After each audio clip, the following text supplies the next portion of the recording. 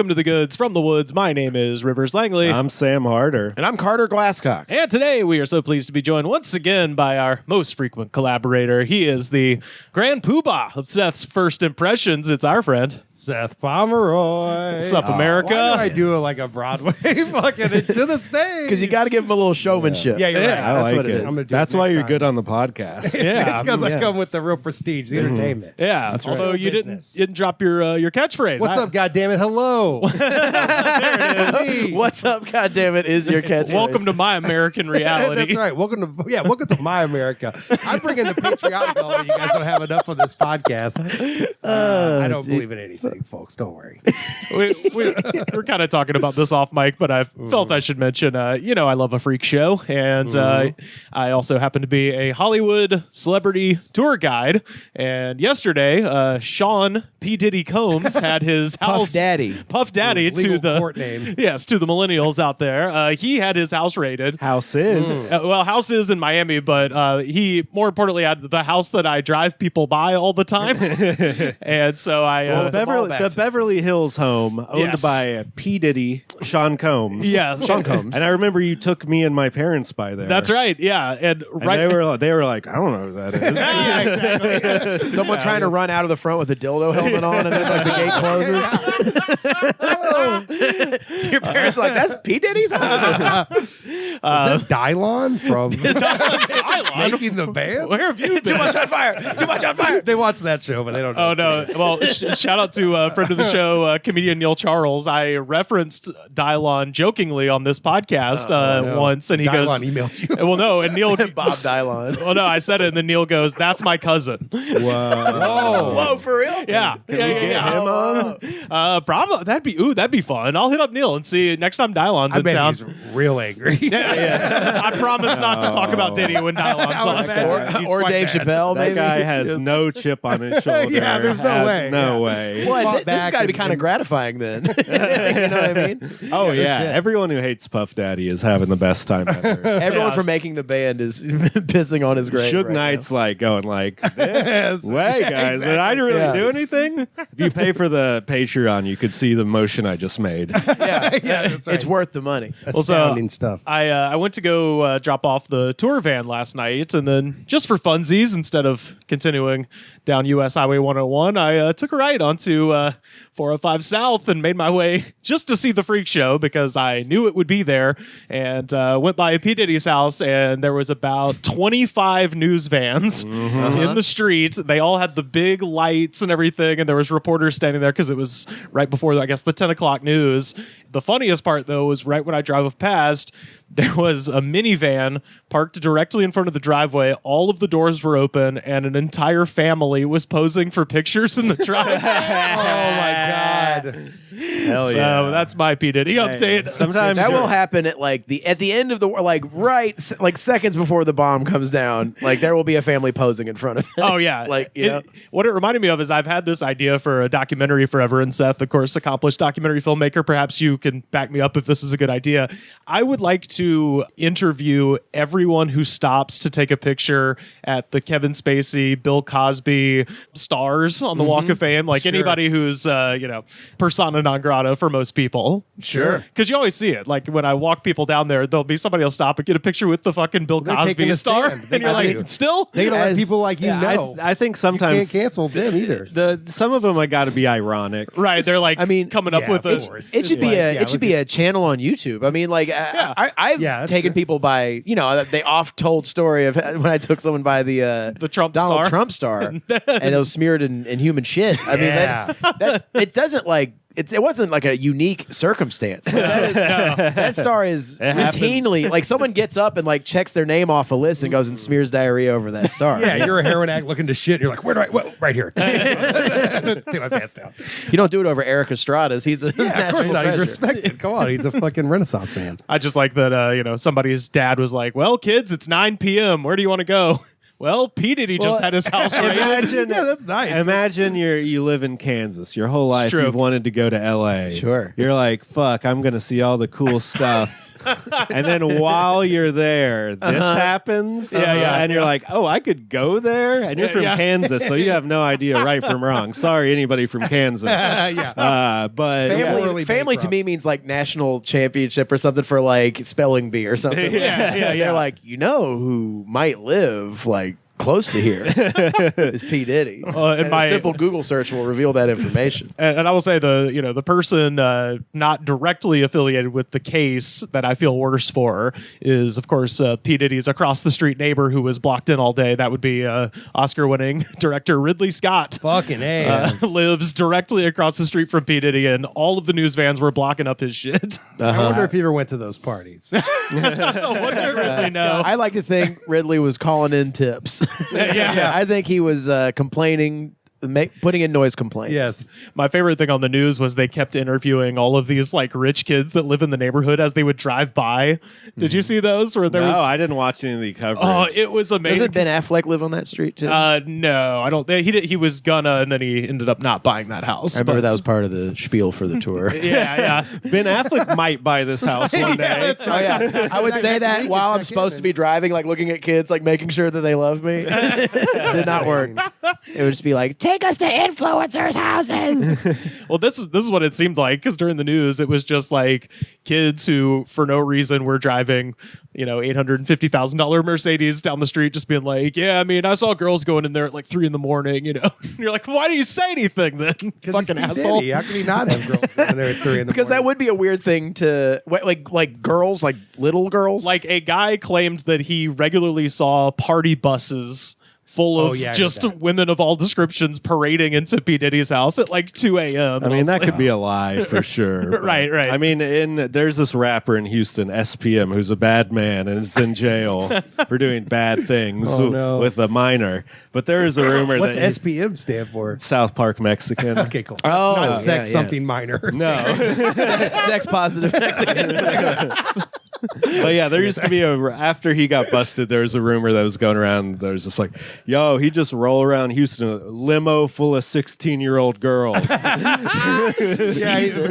that ended up not being true. I checked every one of those. It's like a Santa Claus mythos around him. I checked every one of those IDs. I could say I remember for certain. SPM. What was his big hit, Sam? He had a couple. He had Mexican radio. He had.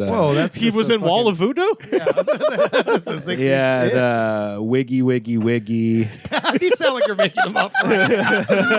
Mexican radio, Wiggy Wiggy Wiggy, and watch out for the hose. Do you jam Tupac or do you jam Biggie? Wiggy Wiggy Wiggy Wiggy Wiggy Wiggy. Oh, yeah, you're right out there. That just kind of sounds familiar, actually. Yes. I think he might even have another more popular song that's just escaping me. But he has a huge fan base in Texas, regardless of the fact that he's a child molester. I remember stocking South Park Mexican CDs at Sam Goody's for my first job. I was also thinking about how all these, you're like, oh man, all this music, P. Diddy's music's going to be canceled. We can't listen to it anymore. It's like, all he did was rip off other songs. I was going to say, you could totally listen to fucking really I'll Be Missing You. one of the laziest producers. What if like Led Zeppelin and the Police get canceled by proxy? Exactly. It's like he loses none of his catalog, really. We just go right back to it. Yeah. Plus, but Biggie's untouchable. You can't. And furthermore, if we really wanted to retroactively go back and fuck with the timeline, just don't look at anything Jimmy Page ever did. Of course. You know what I mean? Involving a Barracuda. Yeah. He had bus loads of fucking teenagers delivered to his house. Mick Jagger fucking dated like a 13-year-old. Of course. Yeah, we have. And they're going to come after SPM. No. And that's why I stand next to SPM and this fucking bitch right now. That's right, I said bitch. Yeah. And that's why we have you on. You're the one guy who's not afraid to say I'll say bitch even on the fucking Patreon. I say special words for the Patreon. Simple potato mash. Yeah, I love that. Man. Well, yeah, I'll keep people updated as far as if people start asking to go by there. I'm very curious to see what happens. Like something is definitely going to happen. Well, not with him. I mean, with me. I don't give a shit what happens to me. I feel these changes. Yeah. Like if you're going to go to jail or not. Yeah. What's going to happen with Rivers? You drove too many tourists by the sex dungeon. They're like, he was the guy busting in all the girls. You have too much information that you need to give to the FBI. I see a dude roll roll up with a mustache and you have ladies in it. I think it's going to be a part of the tour that's going to have to stay now, at least for the next 2 weeks. For sure. Because before, if you drove by P. Diddy's house in like 2019, you'd be like, oh, fucking snooze, hit the snooze button. I was going back to sleep. Yeah, I mean, when you drive by like the, John Belushi died at the Chateau Marmont, kids are like, fucking boring. Who is that? Yeah. And then, this is like current. This is, I would start the tour there and end it there. Like, have people drop them off at the house. Absolutely. Be careful, guys. Yeah. Damn. He fled the country though, right? Apparently, but there was like a video today of TMZ. He was at like the Miami airport walking around looking like, oh, fuck, I'm totally going to go to jail. What should I do? Well, they said I don't know if they arrested his him, plane flew to the Bahamas, but they claimed he was not on the plane. His sons have left the residence in L.A. Yeah. You know what? You know who didn't do that? Afro Man. Because he didn't do shit. No, fuck no. Because he got high. He got high and he got raided and they didn't find shit. They didn't find shit, and he's suing them now. So, and they're suing him. And they're suing him back for making fun of him too much. For clouning on him too hard. Yeah, well, he made that song that we played on here. Where amazing. Of the raid, where he's like, why'd you eat my lemon poppy seed muffin? Because one of the cops copped a look at one of his muffins. He's like just making fun of him for being fat and looking at his muffins. I'm telling you what, there were lemon poppy seed muffins in P. Diddy's house, but they had dildos in them. That was his protege. It was named Lemon Poppy Seed Muffin. You're gonna be a star, kid. Filled with roof and all and dildos. I'm gonna call you Lemon Poppy Seed Muffin. I mispronounced it. Maynard Poppy Seed I put my twist on it. My P. Diddy twist. They're going to probably be arresting me just because we want to have a good time. Multiple safes broken into, drawers ripped open, closets ransacked, boxes of gun ammo, and Grammy Awards. New images from TMZ show inside Diddy's ransacked Beverly Hills mansion during the coast-to-coast raids where no arrests were made. I can't be in this position again. I got to try my best to do everything not to be in the wrong place at the wrong time. Seth, go ahead and tell the folks what our ungodly concoction is today. Patria, Energia Perea. This is the one I believe I brought this one to the table. Yeah, that one. Here you go. I like the logo. This is going to be great for us. Using the perfect ingredients, our ancestors found the essence on natural energy. This is how they strengthened their body and spirit, becoming invincible warriors. So it's got these three little logos that says natural flavor, no crash, no jitters. All right. So you can drive a car, you won't crash it. Okay. It'll be natural. Yeah. All of it. Caffeine content per can is 200 milligrams. How's that fare in your world? That is that's like high end. What about for an invincible warrior?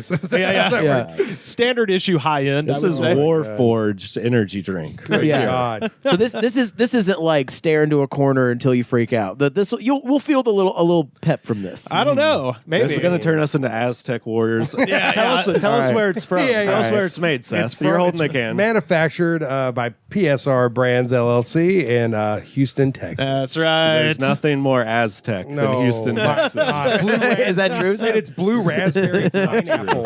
I saw. Oh, go Texan! It says in the corner. Yeah. I was reading an Amazon review, and somebody was very pissed that it didn't say blue raspberry pineapple on the Amazon description. They were like, "I got this, and it was bullshit. If I'd known there was pineapple in this, I would have freaked out." I love this shit. He's got evil red glowing devil eyes. It looks like Energia Perea. It looks like Olmec from Legends of the Hidden Temple. Yeah, it does. It actually does. Yeah. All right, let's chug this fucker. Yeah. What's the flavor? Blue pineapple? Blue raspberry pineapple. Oh, that fake flavor blue raspberry that only exists in candy. Yeah, it's not a real thing. Which I actually kind of like. I do too. Me too. I have an affection for blue raspberry. We're all babies. I named my first kid Blue Raspberry. Yeah. That's right, yeah. Let's change the name of this podcast to Candy Babies. Hell yeah. Oh, listen to the pineapple. That smell fucking just punched me in the nose. This is going to fuck up my entire life. Oh, No, it's not Good. even blue. You fucking give me blue They cheaped raspberry. out. You They better fucking fucking cheaped put the out. color, put the fucking dye in there. I did see that somebody was saying it's more carbonated than most energy drinks they've encountered. I can. so- All right, I can smell it from here too. I know, right? Yeah, it's I just, can't. I'm far away. whoa. It does not taste carbonated. Weirdly, it tastes like very like. It does taste like pineapple. Syrupy. You get a pineapple taste, but it's not very strong. I will say it does have blue raspberry, pineapple as the two discernible flavors, but that's a weird combo. I'm not getting the blue raspberry. I'm This not feeling- tastes like I agree. someone's spit after they brush their teeth. If it was carbonated, I understand why the Amazon guy was mad about the lack of blue raspberry. Yeah. I'm getting a lot more pineapple. Yeah. Well, he was just mad that he couldn't. He was like, in order to see that it's blue raspberry pineapple, I have to pull up the product and zoom in, and I did not do that. So it arrived. I thought I was getting blue raspberry, but it was actually more pineapple. He wrote a long thing. I mean, It was he's probably right. Yeah. You know, he should write it. I he should write it. He should, We've got to get on our soapboxes, letting people know. You know, but especially about this. yeah. Especially about these kinds of things. These are the issues that matter. God, But yeah, PSR brands did not. They did not follow up with him on Amazon for some reason.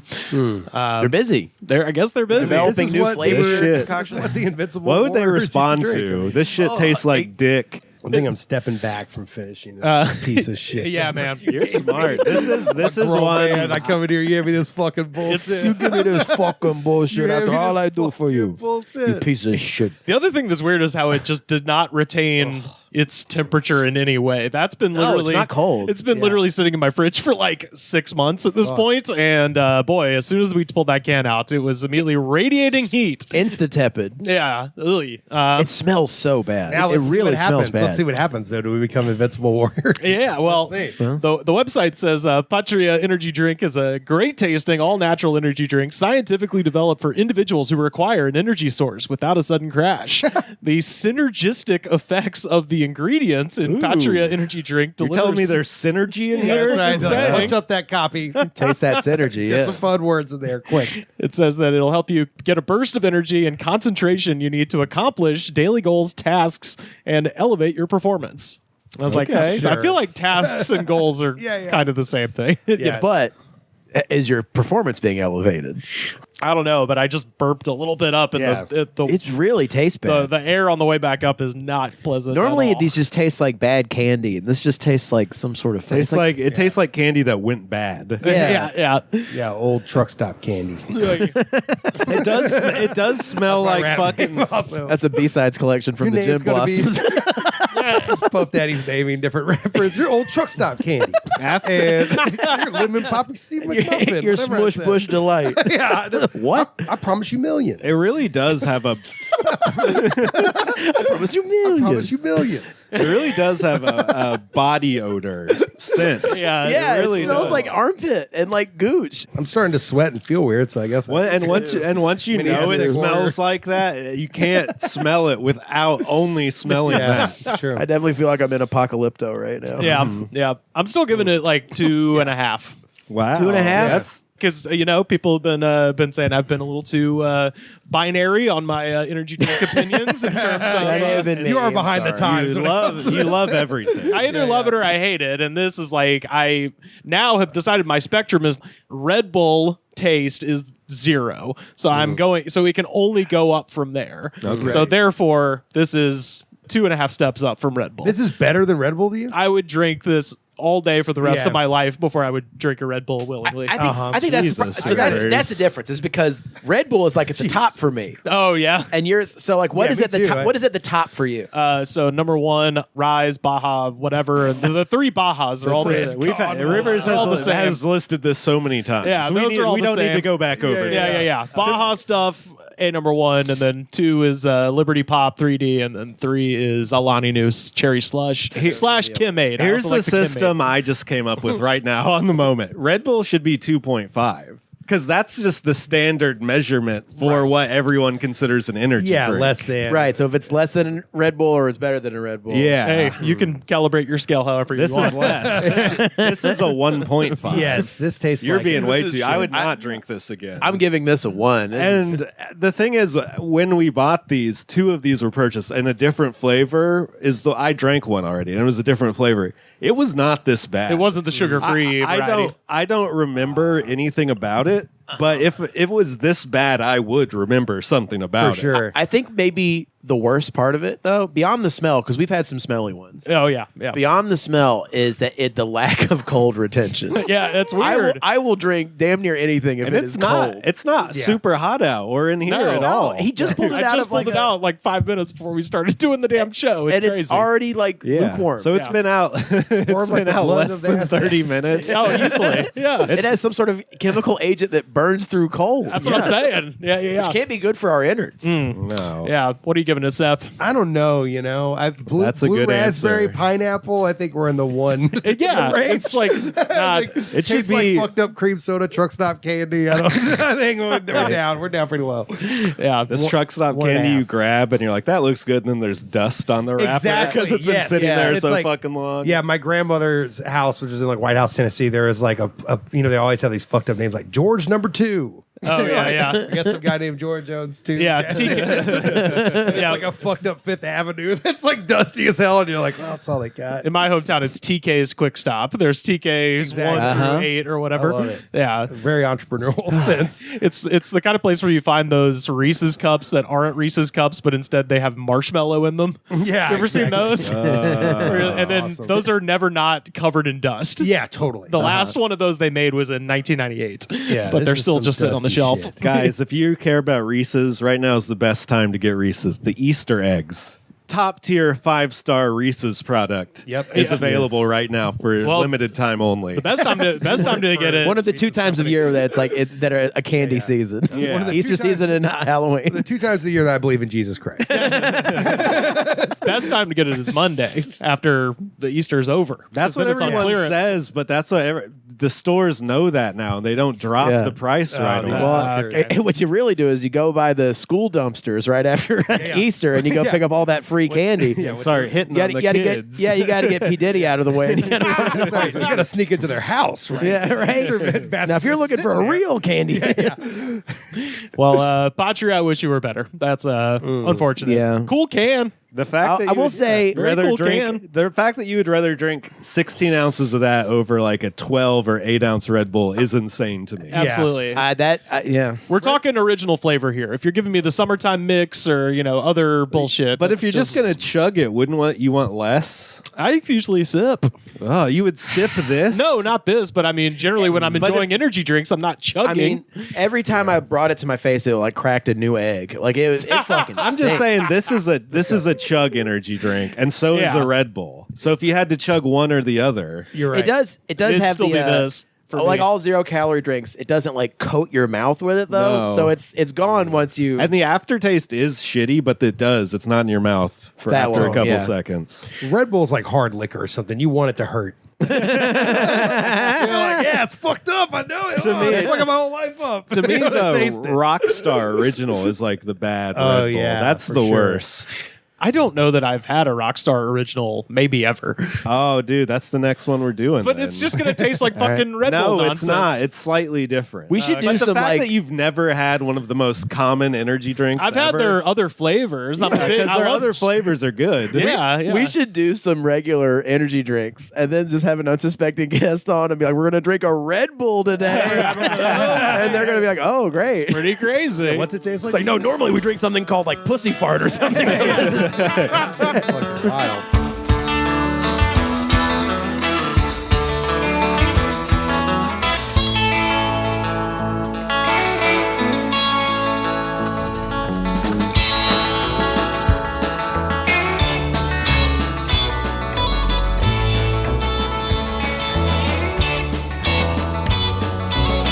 Can I read the email that was sent to the apartment complex? Yes. Oh, yes. Thank you for reminding me. Yes, I was going to have you do that anyway because it's fucking amazing. Outlawing podcasting. Yeah. We know there's whole enterprises going on in these There's been buildings. some complaints. Well, speaking of that, while Sam is pulling this up, I'll tell you. So the other day, in my shower, the little thing where the tub overflow thing is, the little plate, the screw on it rusted through. And I was just laying in bed and all of a sudden I heard like plang, like in my bathtub, and it scared the fucking shit out of me. Yeah. But it was just the thing that had rusted through and fallen down. So I got them to come and fix it, and man, I caught it at the last fucking moment. I was walking in the room like with the repair guy. I was like, oh yeah, it's right in here, and I had to grab conversational cracks. So I was like, oh no, and I like slipped it in my pocket. I was like, yeah, it's right in here. But I thought you were gonna say you walked in and they were podcasting. They're like Plumbers 101. Here we are, another episode. A vial like that doesn't look like you do it. It looks like you sell it. Yeah, I know. That's right. It just looks like not a question I want to answer to to any landlord situation. He wouldn't ask unless he get down like that. Yeah, that's true. Yeah, exactly. It's just gone. Yeah, they took the crack. Thought it was crack. No, that guy's good. Fucking candy. Yeah. Like I don't candy, man. Like that repair guy. He seems cool, but I didn't want to. Guys here are cool. I didn't want to risk it. Yeah. I was like, I don't want to answer any questions about this. Well, that's amazing. One time they came over and I had probably just smoked weed not too long before, and I had my fucking blowtorch and my dab rig out. I just forgot it was there. Your blowtorch and dab rig. I was modern inside. Stoner. I love it. They walked in. I was inside a man-sized volcano bag. But I sitting Lotus style. Enter.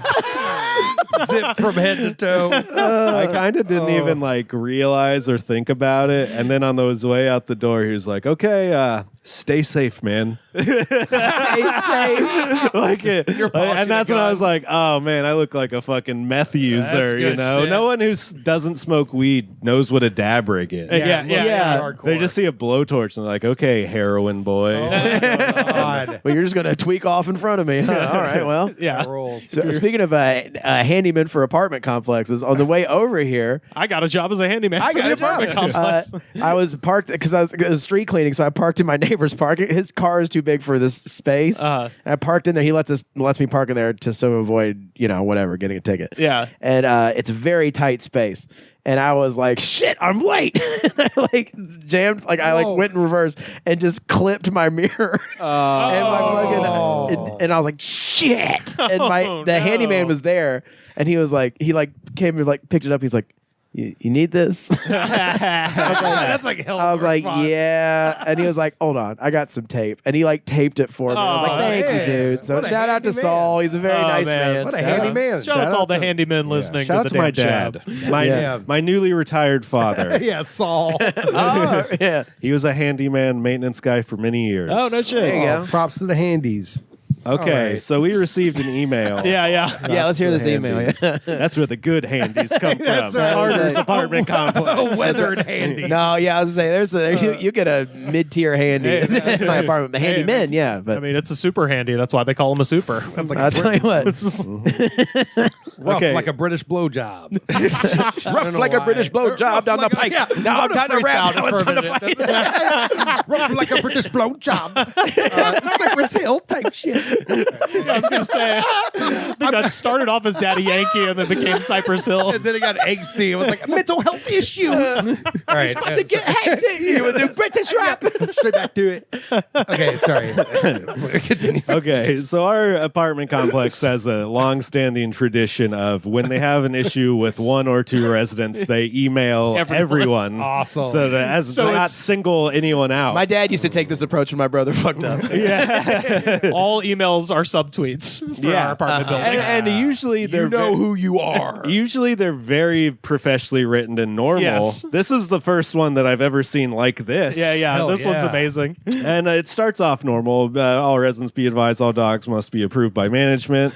And it's about dogs. It's called urgent pet notice. And so that's the normal paragraph. And then it lists a thing of issues. Number 1, be courtesy. That's another rap name. Your name is Be Courtesy. Be courtesy. Clean up my house. If you have a dog, do not allow it to use any of the common areas as a bathroom. If a pet accident happens, use common sense and clean it up. Walk your dog outside the premises or let it shit and piss in your apartment. It's worse printed that? Yes. Yeah, Oh my God. shit and piss. It says Look, let right it there. shit and piss. Oh, yes. Nice. And then it says, have some consideration for your neighbors. So they just normal. Let them shit and piss in your Let own them apartment. fucking shit and piss out of their dicks Their or dirty old pussies. buttholes and rub all over your fucking carpet, you freak. which I do Let like. them spew diarrhea out of their anuses onto your carpet. I do fuckface. like the sentiment love that if it. they're going to let their dogs use the bathroom in the building, it should be in their own Sure, apartment. shitting and pissing. Yeah. But also, you shouldn't let them do that. Like I was reading that, and I was like, no, just Yeah, take them outside. take them outside. Yeah, they move out. There's just shit and piss. Like, you There's- said it in the email. yeah. Let the dog shit stack 10 high in your apartment. Yeah. I don't know if we have a bad pet owners here, but we definitely have ones you could argue are neglectful. I would say bad. Yeah, I would say there's bad. there's a couple bad ones. I've left this podcast before, and a dog fucking bit me. I remember that. Shit, Yeah. yeah. I was like through my jeans, and In it the broke hall- the skin. Wasn't that during COVID too? In the It was during hallway? COVID. Yeah. The dog had COVID. The guy was on his. Oh, for sure. Inside or I outside? had to get vaccinated again that day. Cujo the COVID I had to get dog. Johnson & Johnson again, straight to the neck.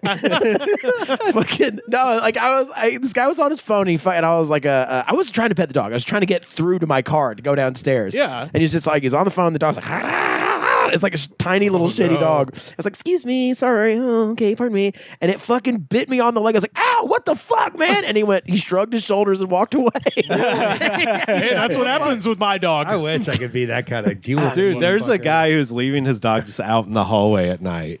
And it Just would out shit, there? yeah, just all night. He would just lock it out of his apartment. He's like, well, there's a locked door. and it would it's shit. like a cage. It would shit in the hallway. There's Holy some shit. enormous. and one time, and I shouldn't admit this, but one time I grabbed the shit with a paper towel and went and just wiped it on their door handle. all over. Hell And then yeah, the part that dude. wouldn't stick there, I put right on the floor outside, so it would be the first thing they would step in. Damn. Hey, love that. gangsta. Fuck yeah. Love that. There's somebody who lets their dog just do like laps up and down the hallway that at night, and it's a sucks. huge dog too. So it's like We used to have a neighbor who did that, and the outside was like you exit the door, and there's like a little walkway, and there's like the way of the garage, and this woman would just let her dog free. So you open the door, the dog would just be like, just trucking it in your direction. It's like, is this dog gonna rip my fucking balls off? What's gonna happen? Or I had my dog, and it would be like, oh great, this dog's gonna bite my dog, and then it did bite a dog, and they got kicked out. Jesus. I have to give the pop up video about this email whenever Sam gets finished reading it. Oh yeah, let's hear more shit. Oh yeah, so yeah, there's another number 2. There's 4 things listed. All dogs must be kept on leash at all times in any common area of the property. The building isn't a dog park. Good point. Yeah, thanks for clearing that up. Be a responsible human and take a couple seconds to leash your dog up. Yeah. Everything they write ends with a very passive aggressive comment. Yeah. It's an emotionally loaded text here. It's almost as if the person who complained got to write the email. Like a Everyone. tenant wrote it. Think 2 seconds and try to be a decent person, you piece of Be shit. a Look yourself in responsible the fucking human, not even pet owner. Be a human. Yeah. Okay. Why don't you be a human? Number 3, and I agree with this one so much. I fucking hate our neighbors. Allowing your dog to constantly bark and create a nuisance is not allowed. Yeah. It disturbs other residents. If you don't have time to give the attention a dog needs, then maybe you shouldn't have a pet. What kind of a man are you? Dude, I love this. Like, this is the most like personally felt letter to the tenants. Oh yeah, they don't like piss and shit. They don't like the smell of it. Don't like the sight of it. They're mad. When I lived here, I never once met the landlord, but now I'm getting to know this person. It's a company. Yeah. That's the crazy part. Yeah. So one of their employees, Yeah, who wrote probably this. maybe is the one who had to clean up the shit and piss. Yeah. Then the last one: all dogs must be registered and licensed by the city of Los Angeles, which is a thing here. Yeah, I didn't know that. Registered? Nobody does it. You Yeah. know, it's I don't know. You have to say the dog exists. interesting. Yeah, Yeah. it seems like one of those things where if they like arrest you for drugs, it's another thing they can just throw at you just to fuck with you. If they do a raid of me and Carly's house, they're going to find that Mowski is unregistered. A shitload of Carter, don't say that. Yeah, I mean, Mowski's got her tickets. toilets and everything. She's clean. And I feel like this is like whoever this is written for, they want them to leave. They want their dogs to leave. So I think this is written as just like you have to show this to us or you're in trouble. Right. And I have a feeling it's the people immediately to the wall with my right. It's both people right around us. They both deserve a door handle full of dog shit. if I've ever seen some people that deserve it. Yeah, I like that the two main problems are abutting your apartment and my apartment. And then I share a wall with both those fucking assholes. That's true. Oh, God. You wrote even this if- email, didn't you? Even if the email is being read on this podcast, not the authors of this email. Oh, yeah. Dude, that's the thing is I was literally last week being like, I should complain about these fucking dogs barking all day. It's bullshit. I'm tired of fucking beating on the goddamn wall, which gets them to shut up for a couple of seconds. But we have so many shitty dogs in the building. They'll all start going dog bark choir. When one starts, they all fucking start. Sure. Yeah. All dogs must be registered and licensed by the city of Los Angeles. So in other words, get your dog vaccinated and get a dog license. Damn. So You basically- lazy fucks. So basically, they know the people who own pets here are pieces of shit. Yeah. They know it 100%, and there's like they're trying to bring up like things that can be a violation of your lease. Sure. They definitely are sick of dealing with these people. So we got that, and then Sam immediately texted me, was like, did you just see this email they sent? I was like, yeah, and I know why they sent it, because last week I pulled into my parking spot, which is right next to friend of the show, AJ O'Connell, comedian, hilarious, look him up. He parks right next to me, and I got out of the car, and just the smell of Duke, like immediately I was like, Jesus Christ, like, but you know, it's the parking garage. There's a dumpster right There's there. a lot of bad smells. There's a lot of bad smells, so I didn't think too much A lot of of it. good smells too. Yeah. He's got to look. Good and Tell you bad what, if you got an adventurous nose like I do.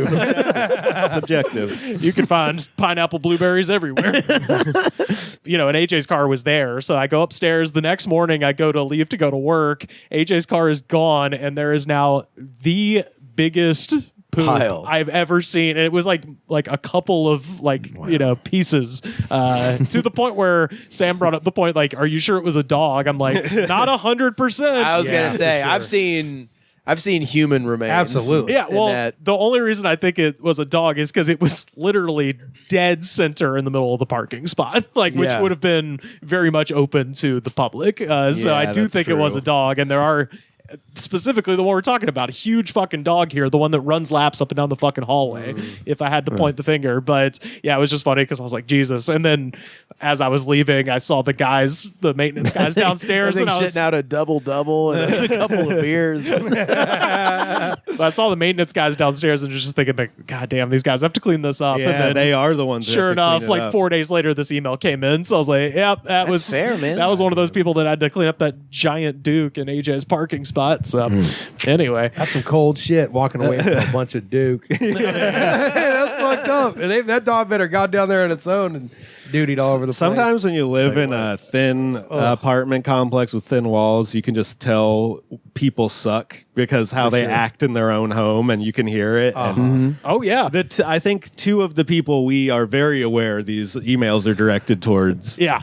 You can hear that they suck. Oh, yeah. You can hear the yelling among the families. You can hear Well, and one of loud music and then dog barking. The people who you're thinking about, there is a cough constantly. Oh, and yeah, it's yeah. too much for it to be from smoking weed. It just it's like they have fucking long COVID and they just can't stop. well, you know, and the famously, like day one of COVID, essentially, I recorded, and you can find it on our YouTube, Vomit Guy on the other side of the wall. Oh man, haven't heard a classic. Haven't heard Vomit Guy in a long time. Those people moved out. fucking I of heard, this mortal coil. I heard they must have maintained some contact because I heard the unmistakable tones of Vomit Guy like a week ago. Like sweet sound. That guy is also a fucking drunk. oh yeah, yeah. He's around drunk so fucking. I Hey, had- sometimes when I go on a hike and I'll like hear the wind through the trees, I'll hear vomit. You know what I mean? He's in our hearts. He's with us always. If any of our listeners want to steal some dogs from a drunk guy, you may know someone. I feel like I'm the annoying neighbor. I feel. What are you up to? That's annoying. Me and, Bass solos. me and Carly yell a lot. Hell yeah. She'll be like we'll always like I'll be having my headphones on in the other room and she'll be like saying something. You know what's really funny? I'm like, what? I can't hear you. What? And then upstairs, the guy is upstairs is so nice, and he lets me use his spot, which I run into things. And then the only noise that comes from his house is gently plucked acoustic guitar. Oh, okay. Like he is so nice, and I know that I'm the problem.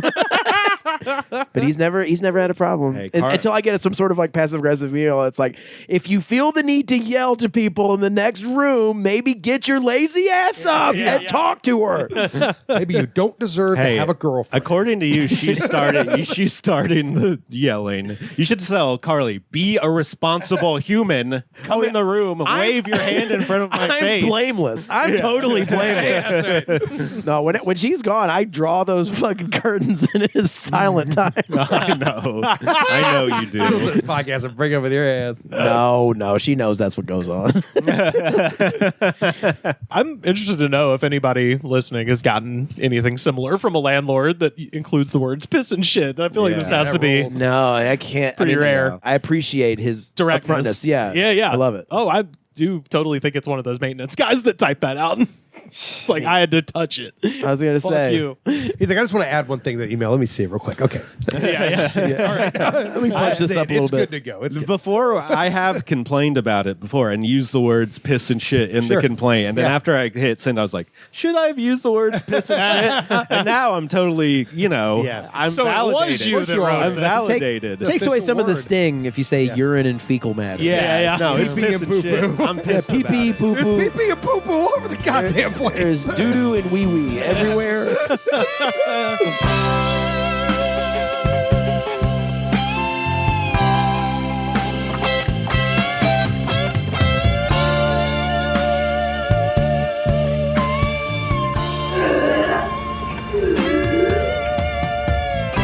I was just going to ask, maybe mine a little of your content, Seth. What's your most recent first impression? What movies have we been watching? Poor Things. I watched Poor Things. Yes. All right. I was going to ask about some Oscar shit real quick. Yeah, I got some opinions, motherfuckers. Hell yeah. I liked it. I think it's cool that someone is getting to make really creative movies with a lot of money and a lot of good actors. It's sort of like a fucked up fairy tale, and I said it's if Wes Anderson made a porn. Yeah, and essentially and this is the thing that I was telling you yesterday. Yeah. In a casual conversation, not for the internet. Just Yeah, we're private. friends on real life. Why? Conversations. You have those? Yeah, sometimes. What's but that like? But we're gonna have them right now, so don't worry. Not as funny, It's private. not as illuminated. Yeah. Damn. But I think the thing is, like, when you see something like that, and I felt similar about Babylon, and we obviously talked about Babylon. Oh, yeah. Like, when someone is like has a compulsion to be crude, it's like this thing's working just fine, but then also it's important she pukes and says "fuck my pussy" or whatever. Right. And then there's like a dude with one arm like licking her nipple, and you're like, and that's Spoiler alert. Yeah. Sorry, I just blew the third act. But she blew his third act. Know what I'm saying? Oh, yeah, and the right. fourth, and the That's fifth, right, yeah. Folks. Dark Night of the Folks. Soul. No, but I enjoyed it. But I do think it's interesting that sort of like he couldn't stop himself from pulling that like trick out of the bag of tricks and being like, and then like, oh, a glorious like beautiful background and it looks like blue and purple and weird, and this guy's got one eye and he's crazy. Also, look at her tits and this guy's bleeding out of his dick. And it's kind of like, all right, I wish it had some point, and I think Emma Stone is great in it. And I totally get why you see what awards they won. It's like visual design elements and her performance. Right. It has like a working, full package. I feel like it's not going to be the movie he's fucking remembered for. It's just a movie people are excited about right now. That's how I You feel. think so? Yeah, I think he has better movies. I think he's going to make a movie that isn't just obligatory crudeness that's just there to be crude. I think that's just him being like, see, I'm European. I'm fucking nuts. I put titties everywhere. Like, it doesn't seem like it's rooted in storytelling. So that took me out of it. Does that make it a bad movie? No. I thought it was pretty good. My favorite thing there is that I think Mark Ruffalo has not had the opportunity to play a true, like, over-the-top, mustache-twirling villain in forever, if ever.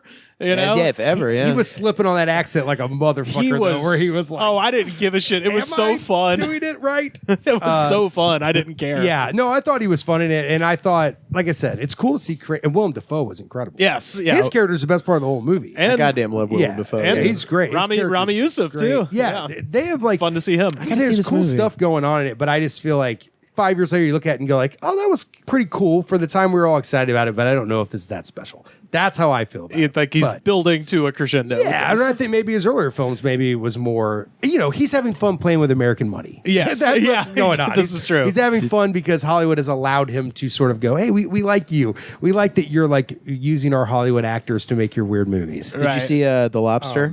I have not seen Lobster, but I've always wanted to. I'm going to see it. I've seen Killing of the Sacred Deer. I haven't seen The Lobster, though. I've only of his movies, I've only seen The Lobster. And okay. it's kind of like, it's certainly not as gratuitous, but it's like big Hollywood actors in like super like, European art film, but comedy, right, sort of quality. I mean, I remember enjoying it. Yeah, I remember thinking it was like very self-consciously like arty and pretentious, That's but enjoyable. Exactly how I felt about Killing of a Sacred Deer too. Yeah. And the other thing I was going to say too is the visual style where he does this like pinhole camera shit and does like this weird like VR spherical Overbooked. and like Overbooked. yeah, it's like at a certain point you're kind of like, I just wish you would tell the movie a normal way. It reminded me of late era Breaking Bad where the camera was hidden in everything. It's like The Fly episode? But like- at least that has narrative connection because it's Yeah. like maybe they're being spied on. Like he Right. just sort of is like, and this is just going to look like this for no fucking reason except it looks cool. Which those kind of decisions bother me. I built a future camera out of saran wrap. Yeah, it's just like it's a storytelling medium. If it's not connected to storytelling, like the excessive fucking or weird camera angles, I'm kind of like, come on, man, you gotta. Martin Scorsese does something with a camera, he fucking has an intention, Right, Isn't right. Just being like, look, it's fucking weird. Isn't that weird? Like, I don't know. That sort of annoys me. But A lot of the sex scenes were filmed as if it was like a convenience store surveillance camera. And the music's like, Right. and you're like, I'm disturbed and horny, or what do you want me to think? Right. Tell you I what, think Disturbed is what they're going for. I've never seen it, but I keep hearing about these sex scenes. Man, boy, are you gonna feel sexy. Boy, it's the least fun that you've it's ever not. had. Yeah, and then when people were like, it's No fun, you say? When people were like, it's basically a porn. Carter, you want to go masturbate together? Yeah, the Patreon viewers can see me sweating profusely right now. But yeah, it's overkill on the sex. But when people were like, it's basically a porno, like, no, it's fucking not. It's like 2.5 hours, And it's like disturbing. maybe 19 minutes. Pornos of the are like whole 4 movie. hours. Yeah, exactly. Yeah, they're maybe for you, but about 2.5 minutes for me. Well, we're not talking about how long you last. Like, how long is the video? You go buy a perception is all there DVD. There's a reason why those DVDs cost so much. You find one that's like 20 minutes and you only use about 3 minutes of it. Because I do want a little bit of the and setup. it's not the same 3 minutes. You're scrolling through the whole time. Yeah. Just with the most dead look on your face ever. Yeah, I also saw a movie called Robot Dreams, which I'll really fucking highly recommend. Oh, I want to Ooh. see that. Go to my Instagram or my YouTube Yeah. and see clips because I cut in clips with my commentary or whatever, but I didn't like give away any of that movie, and I usually don't in general. And I used stuff from the internet, so I really tried to like make sure I didn't show exact plot things. But that movie's fucking beautiful, incredible animated movie made by a Spanish director, and I think it's just now getting released in a wider way, but it played out here. And this song that everybody knows is featuring it. The fucking I'm gonna run the lyrics. It's like I'm fucking with your grandma. I stole your daddy's bathroom. It doesn't matter what you say, but that song. Oh, September by Earth, Wind, and Fire? Thank you. Don't give me the real lyrics. I never want to know. Let's have sex with your dead father. Wait, I what are stole the his lyrics? bathroom. Stole his bathroom. Adia, I'm looking at your lemon poppy seed muffin. Anyways, that song is used throughout the whole movie, and the movie doesn't have any dialogue at all. But it keeps it. There's a lot of sound design, but that song comes up a lot in the movie. They use it numerous times, and it's fucking awesome, and will rip your heart out. It's a beautiful movie. Okay. Yeah. And that song really works great in it. Speaking of movies where they have a theme song, did you see Anatomy of a I Fall? was just about to bring that up. No, I didn't know it Yes. had a theme song. Yeah. Oh, It's yeah, like yeah. Anatomy. No. It is another well-known pop song. Wait. No. I think Rivers is pulling it I up. have to pull it up yeah, because yeah. But don't it's tell so me shit about goddamn that funny. because one of my things is I don't watch trailers. I know nothing about this. No, I won't say anything about it. I just need you to know that this very prestigious European Art film. comes complete with this being played a lot.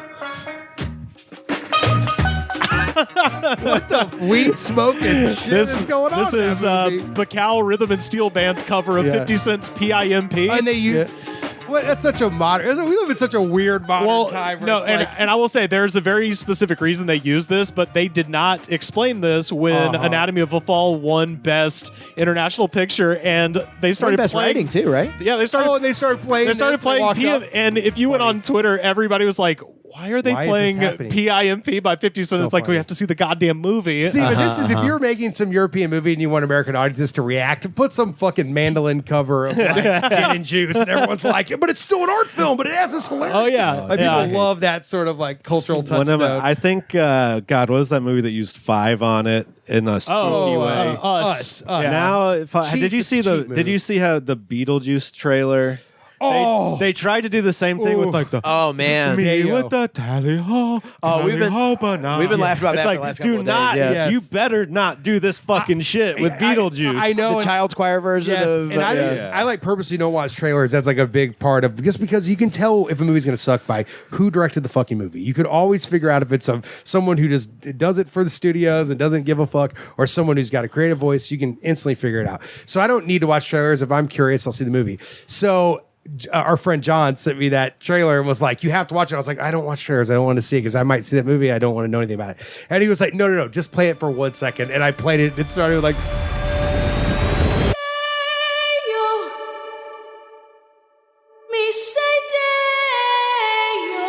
It was like a girl on a bike, and I was like, "Oh my fucking god!" It's like Something in the Way, Batman, the Nirvana song. They use like this brooding emo version of that. I think the funniest version of that he said to me once was, he's like, if there's going to be a remake of Cujo, and it's going to be like, "Who let the dogs?" Yeah, exactly. But that's the thing.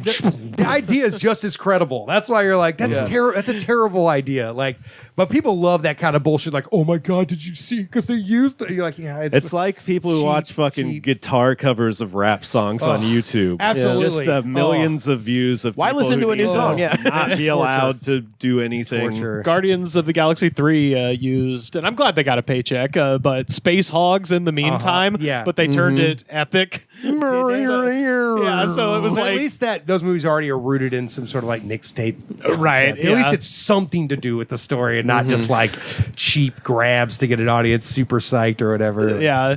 God. Be a remake of Rumble in the Bronx, and it's Billie Eilish doing a cover of Break Stuff. It's like, Now that's don't threaten me with a good time. and some asshole's getting like a bonus because he suggested that in the meeting. He was like, "Now what if we got Billie Eilish to do the lip?" dude. And everyone's like, Tenacious D did a fucking Hit Me Promote Baby Britney One Spears, More Time yes. cover for Kung Fu Panda 4. They It's like did the a- opposite of this same situation, It but is. equally as horrifying Yes. and bad. because Jack Black's always doing that kind of thing, so they're just sort of like they're taking his little brand with Tenacious D, kind of. Yeah. Good for Kyle Gass. Yeah. That's what I've been fucking saying. hey, I'm that sure shit.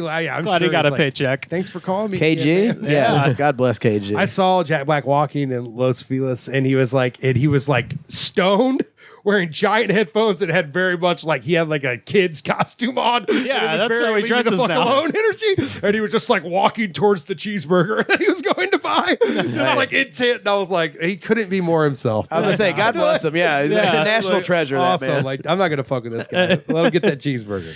Did you have any shocks at the Oscars? Academy Awards? or- No, because the thing is it's not about It's a what's- fucking popularity Yeah, exactly. contest, Thank you, dude. Sam. I was going to cue you on my obvious takes. No, but it's like it's never about what's the best at all. It's about like rewarding people in the industry for doing things and keeping the economy going. And obviously, Oppenheimer was going to win without question, Of course. because he's never won one. He's obviously the only real prestige director who's like younger or has like a shorter career than Martin Scorsese. Or So people it's go like, see it because it's a Christopher Nolan yeah, movie. he's an event guy, IMAX cameras. He's changed the way that people make movies, how they sell tickets. How could they not fucking reward this guy? Yeah. And it is a really, really great movie. Probably one of his best, if not his best, I think. Yeah. Yeah, it rules. Yeah, it's great. So, and then Barbie, they're never going to give something like that a real fucking award. They're not. Yeah. So not surprised. What else? What was like the controversial? Also, I was wrong, by the way. The Anatomy of a Fall did win. Was it It original? won Best Original Screenplay. Yeah, and Zone of Interest, also starring Sandra Hüller. She had a fucking great year. That was my takeaway from it. Was like She's awesome. They need to have a special Oscar that's just like if you were in a just bunch of killing it. Yeah, the killing it Oscar. Where they kind of did that with the fucking Golden Globes, where it was like which it was basically an award they just made up for Barbie, which is like the box office award. Oh yeah, well they're doing that for the Oscars too, where it's like popular film or something. Most popular film. I think that starts in a couple of years. Oh really? Yeah, it's like popular cinema. I think that's probably all right as long, because then it's not so much like it has to be a prestige zone of interest. Fucking. Well, then it's like you're not in the You're going by numbers and stats. Yeah, it's the People's Choice Award is basically what it is. But what were the big controversies? I can't even Al remember. Pacino. Well, one. Oh well, then he stumbled. Oh, that He's just I think he's like, I'm old. Yeah, I want to get this over with. yeah. Of course, he gives a shit. It's Oppenheimer. They apparently told him to do that. They're like, don't read the other nominees, just say it. We're running long. Yeah, Oppenheimer. At least that was his claim. No, he said the weirdest way. He goes, "My eyes see Oppenheimer." Yeah, then everyone's like, weird ass. There was no pause, and then there was like a little jump before the music started. Awesome. I love Al Pacino. What else do you want from that fucking guy? I want him to come out and make it fucking weird and confusing. I don't want him to be succinct and I saw this a quiet bunch. about it. I saw this. I want an orderly Best Picture presentation. Be nuts. I saw this I a bunch on Twitter, but it's true. It's like, let him host the whole show. Yeah. Just wear him the fuck out for 3 hours, just being like, ho, ho, look at the Goyles. Yeah, like Look at the dancing Goyles. what were the big upsets though? It's like Paul Giamatti. There weren't any. Who won that? Cillian Murphy. Yeah, Cillian Murphy See, won. that's all part of the Oppenheimer He's campaign. al- They had to. Well, it's also He also rules. He's Cillian incredible. Murphy's been doing great for a long time. But like, I mean, I think it was the same thing where it's like Paul Giamatti was going to win for being in Sideways, really. I mean, or just for being Paul Giamatti for as long as he's been Paul Giamatti. Yeah, he did the same fucking thing he did in the other movie. I mean, not saying he's bad. He just did what he does what Paul Giamatti does. Yeah. But I Lily think everyone thought Gladstone- it was going to be Paul Giamatti. Yeah, and Lily Gladstone, which she Lily fucking Gladstone rules. one. I love Killers of the Flower Moon and I love Martin Scorsese. So I mean, trust me, I'm like she should win. But I understand Emma Stone's performance is wholly unique because she has to play like a baby-minded person growing faster than a baby would in a human body. That's hard shit to pull off and pull an entire arc out of it. Plus, she produced the movie, so if it really failed, it would have been a giant failure. So Lily Gladstone was just perfectly cast, and that's awesome. But people want to see her endure. They want to see her 10 years later so they can be like, see, we always knew she was the shit.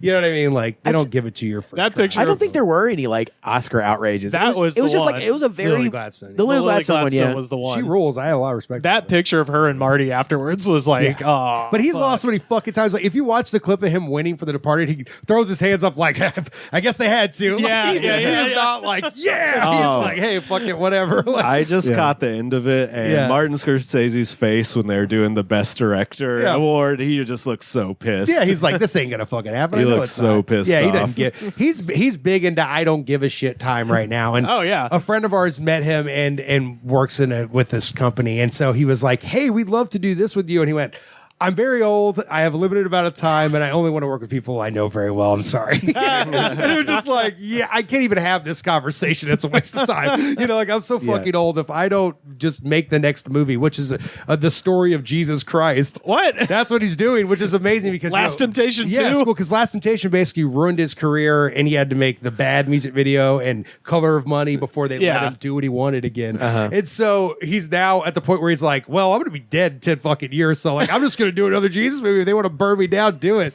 I don't fucking care. I don't know. The Catholic Guild has been my preoccupation since Jump Street, it's so what why he's not? interested in. And he always makes these. And like what I loved about Killers of the Fire Moon was it felt like Goodfellas and the spiritual movies he's made, like Kundun and Last Station of Christ and Silence. Like they felt like a marriage of those two movies. Yeah. So it makes sense that he'd be like, cool, you love me and I made a bunch of money for the industry. I'm now going to make a movie you'll definitely hate that will not get me any attention and will alienate audiences. Depending on how quickly he makes this, I think he might be making that up against the second in the Passion series that Mel Gibson and Jim Caviezel are making. The Passion series. Straight up, no, they're making a second one. Well, this Except one's now gonna Jim be Caviezel is fucking nuts. 50. So I'm he's like, nuts. so Jesus dies at 33, stays dead for 3 days, and then comes back, and now he's 60. That Fuck, I'll sucks. see that. No, I'm down. Mel Gibson's fucking nuts, and that dude's nuts. Oh, dude. Jim Caviezel is It will be the off the most charts nuts. crazy. I mean, hell yes. It will be like Sound of Freedom. Sound of Freedom. Like it'll be in that area of insanity. It's gotta be. Yeah. And Mel Gibson, crazy as fuck. Like most, he's a good actor because he's out of his fucking mind, and he's a really good director too. So like, it might be like a prestige, terrible right wing movie that's like actually looks cool, but it's disgusting and terrible. No one is touching that bullshit. No, nor it's going to be completely funded by like. Yeah. It's going to be a giant washing machine for like international money. Yeah, the Scorsese movie will be fucking uncompromising and nuts. Yeah.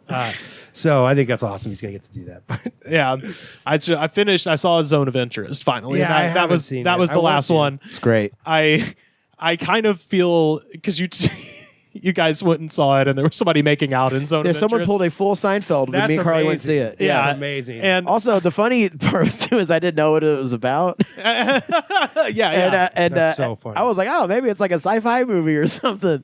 Zone of Interest. Carly thankfully had read the synopsis beforehand, but I was like, I want to go. I'm like, I want to go into it completely blind. I don't want to know anything about it. Well, and then I went in there, I was like, oh dear Lord, like the entire time.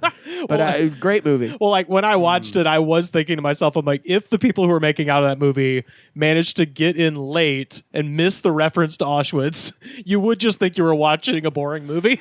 Yeah, well, I mean, you're also there's except that there's they drop some hints, sounds happening. Yeah, you hear like the occasional scream or something or gunshot. But like, that was annoying. But it was also like the guy behind me who like really got it and was explaining everything about why he got it the entire time. He's like, Jesus. "Here's the Oh God, it's really quiet. So there's like all these opportunities to just talk. The new Beverly man who's sitting back there being like, "This shot here is so brilliant." But I don't know. He's in his auteur outfit or whatever, and he's like spreading his legs, and he's like, "Genius, genius," and he's like saying all this shit. It's like for a movie that's so reliant on sound design, it's like shut the fuck up. This is cinema. This is cinema. This is cinema. That was I am cinema. Did you notice it was cinema? This is cinema, and I am coming. This is cinema. I am legend. This is cinema. Yeah, there's nothing I hate more than people being super precious about cinema. Movies are fucking entertainment. Living in this city makes me hate movies in a way I didn't know. It's not even like I hate movies. It's like I hate the fans of movies. It's like a band thing, like Tool or something. I do love how it's like sports everyone kind who of likes them. Yeah, I do like how it's like a understand local thing, like a little civic thing to do is go see movies around here. But it is funny when like fresh film school graduates will like jump up at like the end of Once Upon a Time in Hollywood and be like, genius, genius, in like an AMC in Burbank. Yeah, brava. Yeah, bravo. I see so many repertory screenings, so I go to all these different New Beverly, Vista, Vidiots, all these places, and there are different subsections of film fans. And like some places, I will love their programming, but the people there are fucking insufferable. It's New just like- Beverly. yeah, I mean, I hate to say it, but yeah, they have the best programming. But man, They the do, and it people who rules go there, to but- those movies are so fucking impossible to be around. And it's like we saw Valley Girl, which has a ton of 80s songs in it, and the girl behind it's just singing every lyric at the top of her lungs. And this is a movie that features a lot of music of the time, so it's like, yeah, but I've never seen it, so I cannot hear the fucking dialogue as you sing these songs. Right. Like it's okay to be a super duper fan and be psyched and sing to yourself in a quiet way, but it's like there's something about that place that's like Tarantino would yell at the screen. It's Yeah. like I don't think he would. No. They treat it like it's an event. Yeah, They it's really like do. I think he'd rather I see the movie for the first time and then we can scream at it together alone in his house or something. Right. But like he does not go to public places and scream and yell. Hey, he hopes someone would be watching Reservoir Dogs for the first time and could get it. Not being like, you see what I did there, Mr. Pussy? He said pink eye. It's like, okay, I'm trying to enjoy that joke. To be fair, I'm also always so stoned that I can't move, so I should just get up and go to another side of the theater. Like, Dude. I'm just right next to someone just having a full mental breakdown, and I'm like, I just need to just get up and move. Like, no one's checking that we got in the right seats or whatever. But I will say I do want to throw out. So I've been to all these places. Vidiots is the fucking best, and I love this fucking good. place because it's grown-ups. It's like grown people who don't feel the need to like align themselves like with fandom. They're like, I love this movie and I wanted people to see it, and that's why we're screening it. If you want to talk to me about the movie afterwards, I'll be at the bar. Like it's so calm and cool and relaxed, and everyone loves the movies and are not loud or crazy. Like that's a great fucking movie theater experience. Like I just started going there and I love it It's so new. much. They just got it's that in new Eagle spot. Rock, so it's kind of a bitch to get to, but it's fucking worth it. Yeah. Like if you're on the fence at all, or if you've seen some of their screenings and been like, what's up with that place? It fucking rules. Oh, like, yeah. it's the only grown-up place to see fucking It is. movies. It's like New Beverly for people who are like 20 to 30 years older. It's like grown-ups. I mean, I feel so comfortable in there. I Like, saw the Beavis and Butthead at New Beverly, the first movie. Yeah. And there's like the Hoover Dam part where they're like making all the dam jokes. Yeah, is this a goddamn? Yeah. Yeah. And literally the movie ended and the most I don't know, mentally disabled man in the world just stood up and said, "Is this a goddamn?" and just looked around at everybody like we were all gonna fucking laugh and lift him up on his yeah, like shoulders. really. He saw the movie and liked it too. And then he was just trying to talk to everyone about Easy Rider and just it was sad. Yeah, it's tough. I saw a guy literally jump into an Uber to get away from him. See, and there's this other thing. Sorry, I'm going to do one little small rant. That's what a podcast is for. That's right. There's this other thing. A rant against dogs, against talking to people in movies. And this doesn't, I haven't really seen this out here as much. And I would say maybe, I love American Cinematheque. It's like one of my favorite things. And the Egyptian, I go to the Egyptian all the time. The Egyptian. We went and saw Airplane had at a the great time. Egyptian. That was awesome. The screen's fucking huge. The sound's great. It's a small little room. I hate to give it to Netflix. They did an amazing job. They did an amazing job. And there's a prestigious element of sort of like, we're going to see this movie, but it's not like super university level, like sterile, weird, like, you know, like we're cinema. Yeah, I mean, it's fucking like, Airplane, like, the one we went to. But there's nothing, and I will say, it's like since I've started doing First Impressions, which is like my little, YouTube review and Instagram movie review thing, I just sort of, I watch a movie, I don't watch trailers, and then I just sort of respond to what I saw. And if I were making the movie, because I make this shit, not in the same capacity or the same money or whatever, with the same reach, but I can tell when something works or doesn't work and elements that pop out that don't seem to fit. So I just sort of that's what I think of it. But people really believe hype and narrative around cinema so much that they can't believe something might have a flaw that they've been told is like brilliant. Yeah. And I've had people be like, this isn't possible that you have this take. I'm like, well, it is, because it's as pure as could be. I watched the movie and then I also may be wrong. That's why I call it First Impressions. It's like, this is my first impression. Just like you meet someone and maybe you're like, I don't know about that guy. Yeah. And then later on, you're like, he's a great guy. I just didn't really understand where he's coming from when we met. Like, or we didn't talk long enough. You know what I'm saying? Right, so right. it's okay to have a wrong first impression. Yeah. People are like, what the fuck? I'm like, well, I pointed out very clearly why I felt otherwise. Like, we can talk about that. Sure. Maybe you could even convince me or like hit me to what you're thinking and maybe I'll look at it that way. Yeah. But I'm just going to have to like take your word for it and then see if I see that in the film. And if I don't, I don't. Oh, yeah. But people are like, no. That is a brilliant movie. It is. And you're wrong. And I'm like, well, I'm not going to engage in this horse you shit. should. Well, also, the Ninja Turtles, the movie rules, and so does Lawrence of Arabia. So it's certified fresh. Yeah, exactly. Like, these are all good movies. The first impressions thing is key, because pretty much with I did like Licorice Pizza immediately, but before that,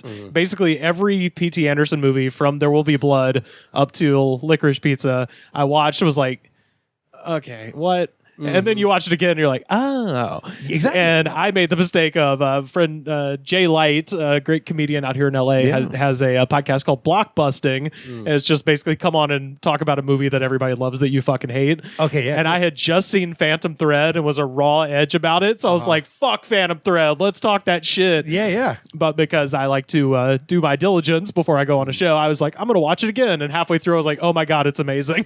Totally. It's just because it was, the point is that he's supposed to be annoying. Yeah, and I'm curious. That's what I'm like. Start the conversation. Like, I'm curious what you think. Like, I trust anyone who's got an actual opinion can share it with me, and I can see it through their eyes a little bit. Right. But it's like when people are just like, no, this is mandated as the greatest film of the year. I'm like, well, now you make me really want to hate this shit. If you're somebody who reads any sort of long form criticism on almost any type of art, music, movies, books, and you take anything from that as in that person is correct, you're supposed to consume those things and like it or not. Totally. What another person has to say in their breakdown of how deep it is and whatever shouldn't even factor into your fucking mind. Exactly. Well, you're listening to music wrong, or you're watching a movie wrong. It's supposed to work for an audience first. Well, it's just more entertainment. Yeah, that's it. You know what I mean? Which I love, by the way. Yeah, it just I love deepens your like of something. Absolutely, I love reading film reviews and shit because it deepens your understanding of it or whatever. It's more if you're curious about the movie, you read people's takes on it, and you get more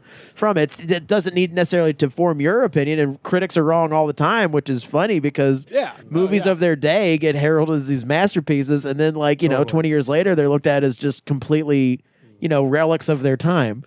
But I mean, all right, so what's a movie that You did not like it first, that you saw the second time you liked it. I actually did this on First Impressions. Fucking The Bourne Identity. and let me tell you why. Because in the 90s, Doug Liman, who just directed Roadhouse, which is apparently not very good. I met him in the Con Film Festival. Oh, yeah. Well, he did Swingers, yeah. Yeah, he's an erratic kind of character, and that's why he makes pretty bold, interesting movies. Yeah. So I loved Swingers when it came out. It was a huge 90s, indie comedy. And then his next film was Go, which Go's really fucking fun, like drug-addled Pulp Fiction, like teenagers, Pulp Fiction kind of vibe. And then he made The Bourne Identity. So I went to it thinking, oh, this is like going to be some indie shit. And then so my bias and my preconceived notion made me watch this movie that opens with like some Russian dudes on a boat playing cards and they fishing Matt Damon. Yeah, body in the water. And I'm like, this is some Hollywood ass fucking bullshit. Not interested. Fuck this. He sold out, right? Because that's like where my brain was as a 20-year-old in the 90s. So I watched it recently because I was like, I never watched these movies. And now that we have like such a small landscape of choices, that you're like, maybe people say Bourne Identity is fucking good, And then I watched it and it's fucking great. It's like a perfect film. It's a perfect little action movie and it's got really creative casting. It feels sort of like a Steven Soderbergh movie, the way it's like lit. And it is got an indie vibe, but he's still trying to entertain you. Did Soderbergh make any of those movies? No, it was all Paul Greengrass. Like, well, that's who it was. This is what culturally everyone knows about these movies is Paul Greengrass directed the second and third, and he did this like really, really fast editing style. Right. That sort of ruined. That's the thing it's known for. And people are like, he fucked up, action movies forever because there's like 75 cuts, and it's not. Like we're talking about intent based. It doesn't really have an intent creatively. It's just kind of like, isn't this nuts? It's cutting so much, which, stoned at a movie theater. But it's pretty fucking cool. But Doug Liman's more an intent director, so it's a different thing. But Brian Cox is in it. Walton Goggins. These are tiny roles. Like one or two lines, people who went on to be huge. Julia Stiles, who was already maybe a teenage actor, but not, an adult star or anything. So she's in the movie with a very small part. Like there's an insane cast in that movie too. Right. So you're watching this and you're like, and Matt Damon's like a young, vulnerable action star and he's fucking great in it. So like I watched it and was like, so really what I'm railing against with all this first impression shit is about personal bias. We can all go into things being like, I don't like this kind of fucking thing, and you won't like it. Of course you won't like it. You know what I mean? It's just like listening to music and be like, oh, I don't like mainstream rap. I like fucking underground rap. It's like, well, then you haven't even really heard why mainstream rap could work though, or why underground rap could work if you only like I don't like that weird fucking lyrical shit. You know what I mean? It's like, okay, well, if you stop and just let it be the entertainment it is, you might see why people do like it, Yeah. So I'm all about, and maybe it's just my age, it's like I'm all about cutting out that fucking personal bias bullshit with anything and just watching it blank for what it is and going, did it work or not? Because that's all anybody's really doing. You don't finish making anything until you go like, yeah, it works. I don't know if it's fucking good or not. It worked, or we wouldn't have like locked the session and made the fucking CD booklets. What artist do you know that's in like I'm really into criticism? Exactly. Yeah, criticism. A lot of people a lot of would-be artists. Yeah, exactly. Right. People who stop themselves. People are like, I wish someone would comment on my art. Are going for integrity instead of intent. Like again, like you also audiences get consumed with critical opinion, then you're too afraid to make something because you don't want to make something that gets lambasted or something. Totally. So you never make an attempt. Totally. I would push back a little and say that somebody like Quentin Tarantino is that's true. Absolutely immersed in film criticism. And Truffaut and but his movies are like a postmodern take on like some shit he threw in a blender, but he's never you better know about cinema to get this. That's the thing extra is for you. I think if you it's like anything else, if you have a very deep understanding of something the way he does of film and the history of film, then at a certain point you're going to just break through and be able to forget all that shit. But it is a process of knowing something to forget it. To know to avoid. To make better shit. To make better shit. If you're going to make better shit, it is advantageous. Know about what you say you're doing. And the context of watching something in 2024. You know what I mean? Comedians, you're an asshole. You can't call yourself a comedian if you don't know. It's also it's also impossible to avoid. It's impossible to avoid watching something within the context of watching it in the present year. Yeah, totally. Yeah. I would say if you want to take the ride, because this shit is a ride, movies start and end. It's not a TV show. Even if there's installments, there's 3 or 4 movies. Yeah. It's a ride. We go in, we sit down, and they take us on the ride, and then they let us out. So how that now, if people could just be quiet while we're on the roller coaster. Instead of screaming and completely silent on the roller coaster, get out and be like, that was fun. And whispering how great the ride is. Watching Sandra Hüller on fire right now. Shut up. But I always after I've sort of made my opinion, I do go to Letterboxd, things like that, where it's a diverse amount of reviews of informed people and non-informed people. And then you just sort of see who's thinking like me? What's the percentage of people who kind of saw it the way I did? Yeah. And then what people didn't and what did they see? And a lot of times what I notice is personal bias. So if you walk into things being okay, here's an example. I fucking love the Billy Crystal movie, Mr. Saturday Night. It is a movie that a lot of people consider to be Oscar bait, consider it to be saccharine, tries really hard to pull at your heartstrings. But sort of like an old 50s Borscht Belt comedian who's just such an asshole that he alienates everyone around him. His entire career as an old man, as a young man, he continues to piss people off. And Jerry Lewis. Yes. I find it to be right up my fucking alley. So the second the movie started, I was like, well, I love this shit. You know what I'm saying? It's but I know I'm personally biased. I'm not tricked into thinking that everyone's going to get it like me. When I read the reviews for that movie on Letterboxd, sometimes I am flabbergasted at how bad some people think it is. That's how I just don't even notice because I like it so much. You know what I mean? Do you think that in some way, because you're watching it now, as opposed to when it was released, and there was a hype machine behind it, and may color your opinion of it because it has some sort of quality of you know what I mean, you're watching this movie that you were alive during, but it wasn't necessarily on your radar. Well, what that movie was, I have a personal bias from my youth because I saw it when I was young, so that's a little different. Oh, gotcha. But yes, I'll mention a movie that I love deeply since we're on a comedy movie thing. It's called This Is My Life, which is the first Nora Ephron movie, and it's Julie Kavner, Marge. And she's a comedian, a female comedian who's raising two children and trying to keep her comedy career afloat by being on TV and going on tour, but it's hard with her two kids. And she dates Dan Aykroyd, who eats paper in the movie. And it's a weird tick he does. And it's that guy eats paper. Why does he eat paper? She's I don't know. He's a nice guy. And it's the whole movie they're at a bar talking to something. He's just casually eating. My Strange Addiction. It's such a weird ass, and they never really go into it. It's such a weird little tick, and it's so funny. But that movie is fucking great. And at the time, people weren't who is this woman? She's not a movie star. This is about comedy. We don't know about comedy careers. At the time, people were this is just not interesting to us. And what probably was Tom Hanks and Sally Field Punchline to come out. A very obvious, they have lockers in the Comedy Store fucking dressing room, which is no comedian has a locker. They put their shit. They would never. That's where the door guys leave their fucking backpacks. Exactly. But it wasn't real. Let's say the Nora Ephron movie is a little bit more true to reality, and so it didn't really hit with people because as a consciousness we just didn't know what stand-up careers were like. We wanted the glitz and glamour of the Tonight Show, not what it's like for you guys or whatever. So it's I see that movie now and I'm this is fucking amazing. She nailed it. It's beautiful, it's real, it's fucking funny, it's heartwarming. It's a perfect little movie, I think. But I could see at the time that people were we just don't get this shit. This seems out of step. We don't get it. It's not glitzy enough. But again, when we've now limited the pool of what we get, we're man, I wish they made this kind of fucking movie, rather than a Mike Birbiglia movie that's very on the nose and winky. Oh, you know what I mean? But people like that too, which is fine. But I would say filtered through the lens of today, though, seeing that movie where people are more interested in being in the era of whatever your opinion of it, Crashing or something like that, where it's people are more interested in the life of just choosing to do this all the time as opposed to here's the highlights of me being on talk shows. You know what I mean? Totally. I think viewing it through that cultural lens retroactively makes it more interesting now. Yes, but I think your attention. I gotta say, pure. I loved Crashing because it was exactly my experience that the second time I did stand up, I ended up sleeping on Bill Burr's couch. It's so realistic. Exactly. Me too. When I started stand up at the age of 45, immediately I got invited to hang out at Bill Burr's house.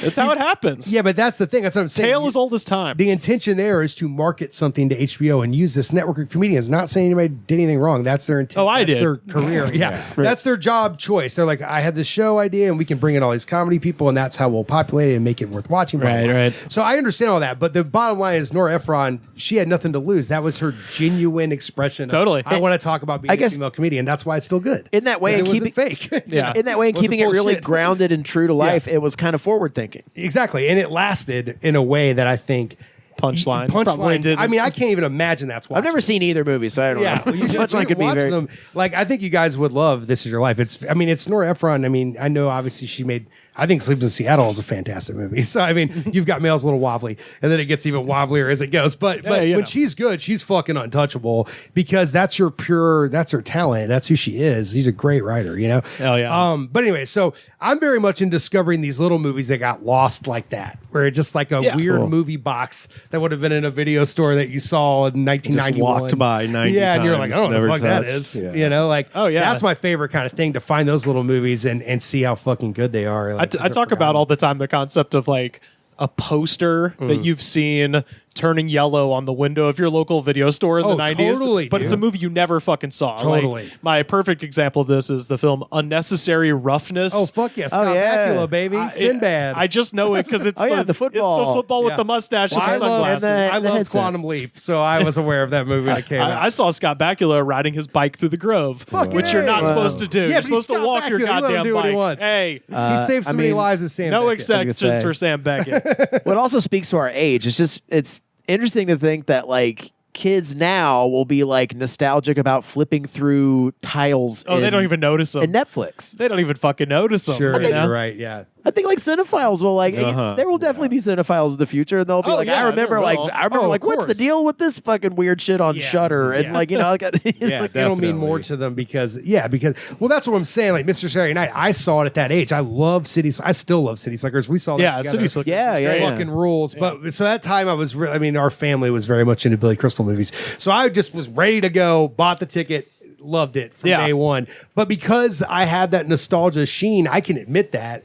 Someone like you guys watch it and tell me you fucking hated it, I will totally listen. Right. I have a sheen. You know what I mean? Like I have a weird barrier that tells me when I was young that it's perfect. Yeah, well, so, that's you know what I mean. That I can't not see it as perfect. I mean, to a certain degree. I saw people write essays about why Once Upon a Time in Hollywood was bad, and I have to like in my head be like, you are a Hollywood tour guide that talks about history. You are a giant true crime fan, and you love Quentin Tarantino's movies. There is zero chance that movie was not going to appeal to me specifically. Exactly. So I just was like, it's fine. I am wired to like this particular film. Totally. And you and I had a great conversation about a movie I didn't like, and you were like, well, I like movies that are evocative like this, and I don't. So I totally got what you were saying. I was able to register what you meant and went like, oh yeah, so Carter kind of saw it through that lens. I could see why he would like that. Yeah. I'm not like, wait, what movie was it? Past Lives. I fucking hate it. Oh, yeah. But, I walked away empty-handed. It's about nothing. But the end of it, that's my personal opinion because we talked about this the other day, a couple weeks ago. It's like film to me is a storytelling medium. So I'm like, you must have it connect the story. You can't just pull out evocative like locations or like a soundtrack. It's not enough. It's got to be about something and you're not really doing it. Well, to me, is movies are you're living in that little world for a while. So it's like whether it's like a scary world or a romantic world or a wistful world or whatever. I grew up loving Star Wars and shit like that. So it's all about the atmosphere and immersion and being like, okay, I'm like enveloped by the vibe. That's awesome. Like I don't see anything wrong with that. What I'm pointing out has nothing to do with that. So it's not like we have conflicting point of views. We just see movies differently. Yeah. Like that's the way people should be talking about movies instead of being psychotic. Like you're supposed to think zone of interest is like this. And if you fucking don't, you're like, well, maybe I don't like that kind of thing, motherfucker. Yeah. I'm not allowed to like that kind of shit. Like, no, you don't have to, or you're not a cinephile. You don't want to be sitting there and being terrorized through the speakers on your fucking laptop. Yeah, exactly. But I did see Under the Skin, same director, and here's an example of also how you see a movie depending on what it is. I watched that movie in VR because I knew it was going to be super immersive. So I watched. Is that a thing? Yeah, you can just watch Hulu or anything in a VR. It feels like you're in a movie theater. It's fucking great. And during the pandemic, I did a lot. And so I watched that movie that way, and it felt suffocating and frightening, and it was fucked. That movie, like that. Dude, the soundtrack of that movie really is so awesome because it was putting me there. But if I watched it on my fucking phone, I might be like, it's about nothing and fucking nothing. You know what I'm saying? It's also exhibition can help how you see something. It's not always.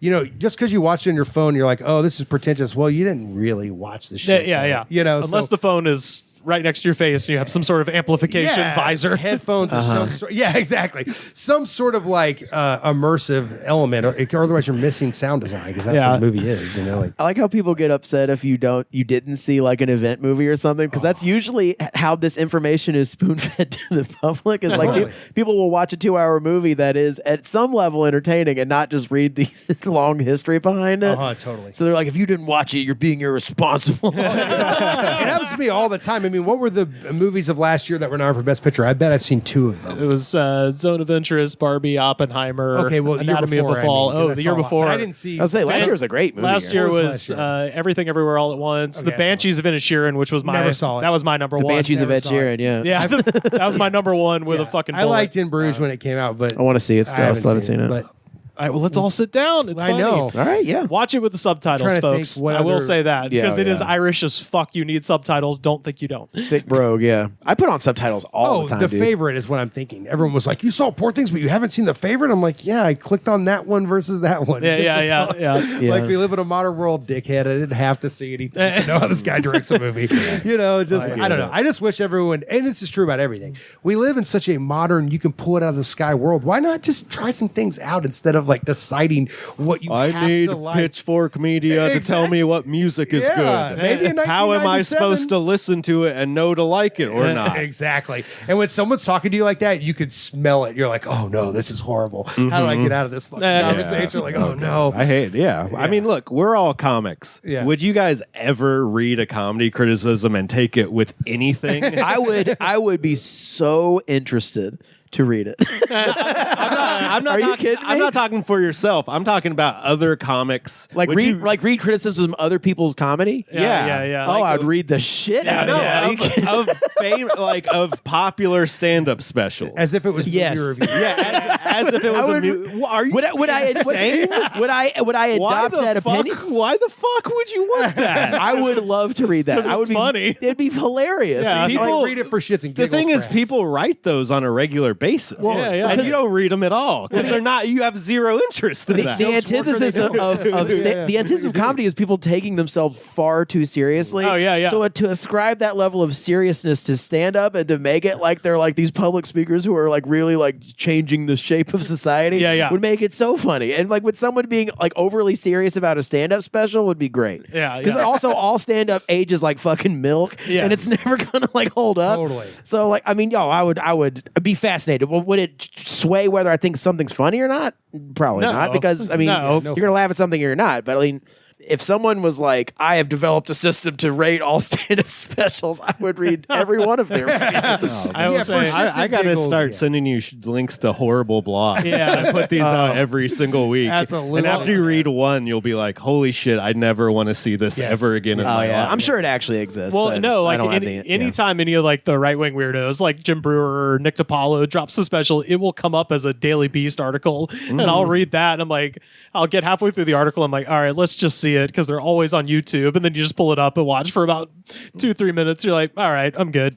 Totally. Yeah. But I guess there is a sort of thing where it's like we all agree in the comedy community this is hack, right? So it is sort of like a pitchfork going, we think this is good, right? Sufjan Stevens is good shit. We all agree, correct? Don't fucking say otherwise. You know, like I hate that in every art I think I think it's different with like because Sufjan Stevens like plays the guitar and sings and stuff, and it's like comedy is like you always know someone who's way funnier who doesn't do stand up. So it's like, Yes. you know what I mean? Yeah. Like you always know someone who's funny Yeah, who doesn't sure. actually do comedy. So it's like it's always just like someone's just like got a hold of the zeitgeist right now. Yeah, That's yeah. a better way of looking at it. And but- it is like, I mean, Chris Crofton said this once to me. He's like, you know, there's this thing about stand up that's sort of just trick doing. So it's like, if you're just doing a bunch of tricks, if you don't see the trick, you really shouldn't be like reading about how tricks worked or didn't work. Yeah. You got it. They're really just pairing things to get a punchline because it's a form you have to meet to get the reaction. Yeah. So why would you read about, you know? I guess this isn't to say that because I'm sure this exists, and I don't read stand-up reviews. or It whatever. exists. It's a whole industry. Oh, yeah. Blogs. Yeah. But people shit talking on comments about people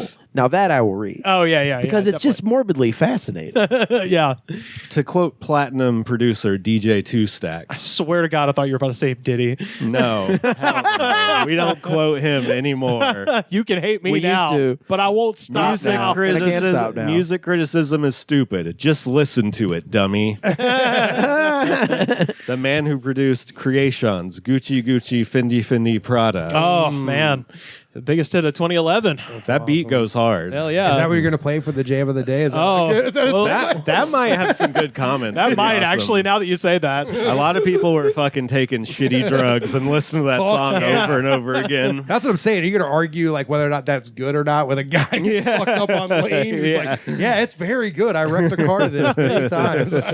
I got arrested a whole bunch listening to that song. It was a great time. Well, everybody check out Seth's First Impressions on Instagram and YouTube. Absolutely. It's Yeah. great. Thanks.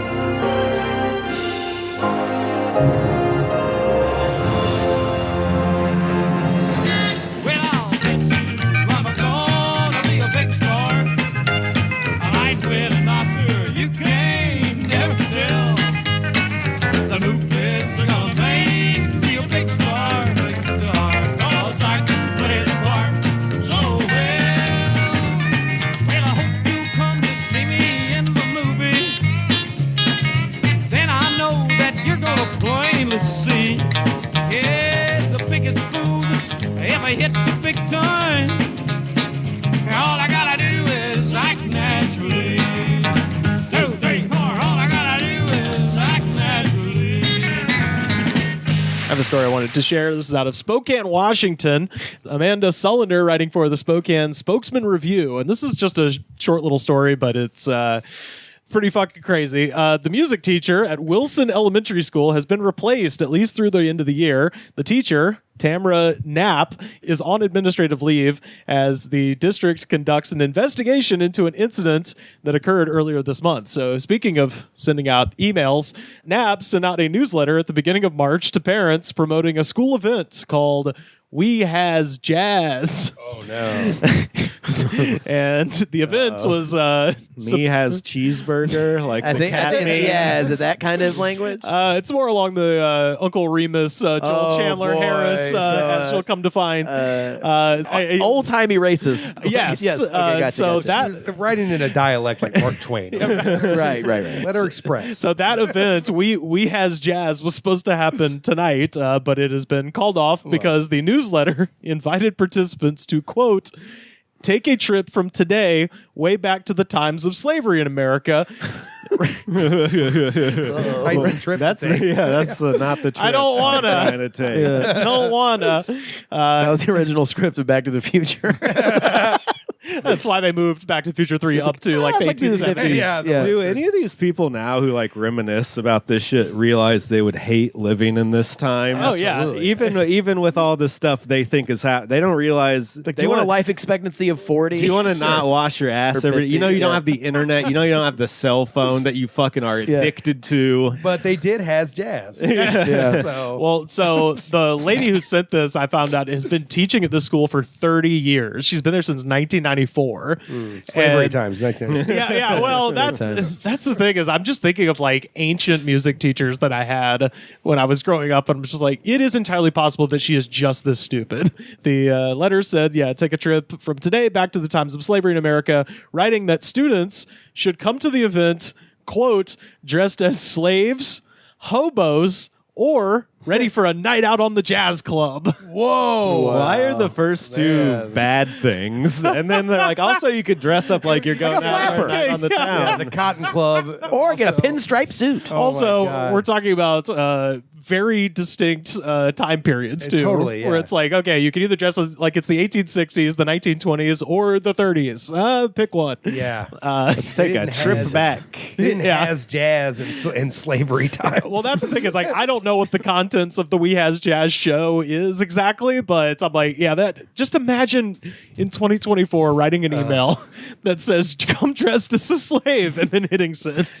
She thought she was doing something. How for the old culture. is this woman? If she's been teaching for 30 years, 30 years, she's got to be 50 or 60. 50 or 60, yeah, exactly. Yeah, that's what I'm saying. I'm like, I don't think this person has just had a thought through their head. She's been that teacher for like the last decade. All the teachers She's been straddling the line. She needs to retire. She needs to retire. It's getting closer and closer. We can't fire her, but she needs to retire. Yeah. Wilson Elementary Principal Christina Admire announced that someone else would be teaching music moving forward. Damn. And stressed that thorough investigation was underway about the newsletter. This is her quote. Investigation. That's what I'm saying. She's I'm like, racist. We figured out she's racist. The investigation's closed. it's like There's like a dimly lit like interrogation room. He's like, damn it, I don't have any leads. we got a deep that's investigation the funniest. going on here. You're right, because the whole investigation is like, is she dumb or racist? It's Yeah, like either exactly. way, Yeah, she probably shouldn't. both. Yeah, it's fine if she just isn't We there. will be launching when people are like, we'll be launching an investigation. Means like we've been noticing this behavior for a long time, but we're going to pretend like we haven't. So we're going to launch an investigation. Exactly. This is the first time she was able to send the email. We stopped at the first 10 drafts of this.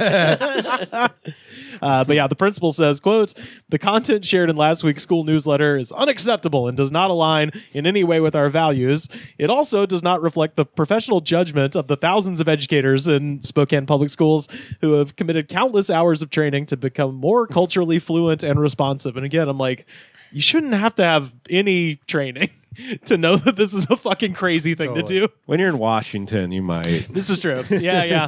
I mean, this is true. Washington is the place that King County, where Seattle is located, is now officially named for Martin Luther King Jr., but originally was named for the Vice President Rufus King, who was also James Buchanan's boyfriend and a huge slave owner. So Washington, long history. Good country. Look, I love America. Like I said, America. Good country.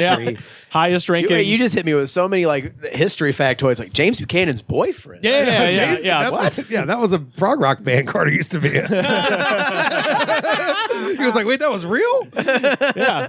James Buchanan was gay? Yeah. Rufus King, highest ranking Alabamian ever as vice president. He's the vice president. So What about Pat Buchanan? I thought you were going to say. Let's go down to the Buchanans and figure this out.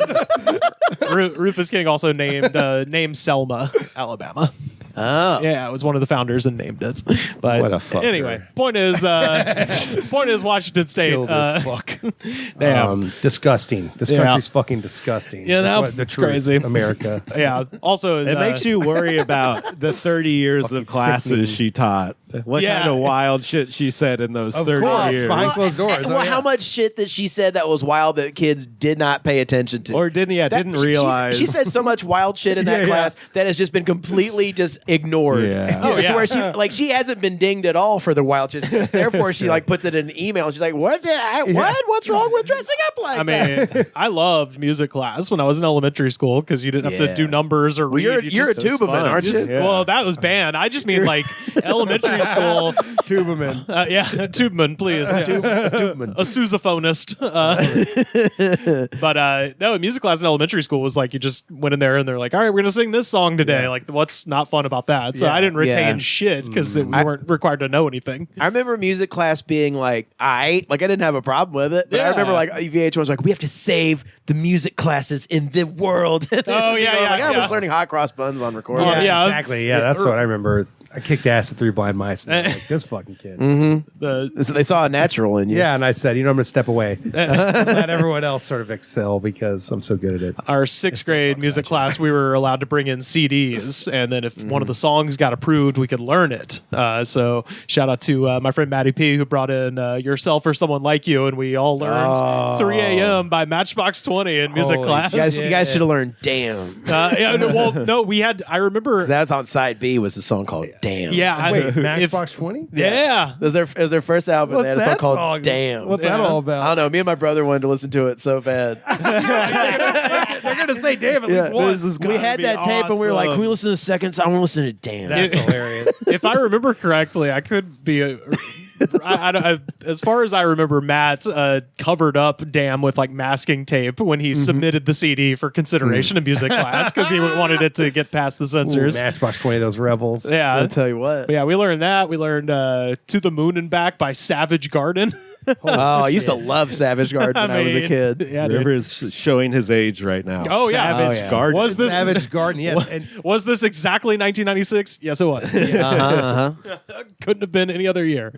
Oh, Makes me think Jewel. about Jewel, too. Oh, that's Jewel. a good one. Hear the clock at 6 a.m. That song. I mean, we were all fucking jamming to Seal and Desiree. And all that. VH1 had a chokehold Oh, of your yeah. youth. Oh, I'm yeah. pretty sure I was listening to the Men in Black soundtrack. Yeah, fucking A. Hell yeah. Big time. Well, anyway, that's the news from Washington.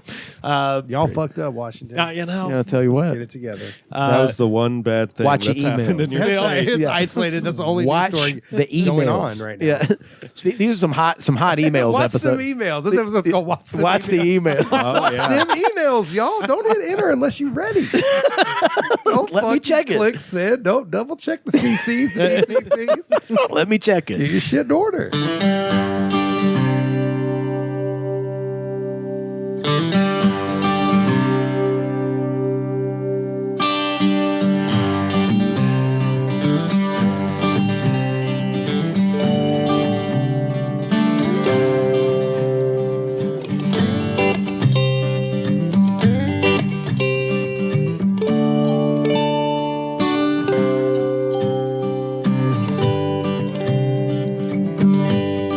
Y'all, we have time for just one more segment. And of course, this is our jam of the week. That is the way you should start every song. I like that you it didn't get it on the all aboard. It was just like the halfway through board, so it just sounded like who just sat on their nuts.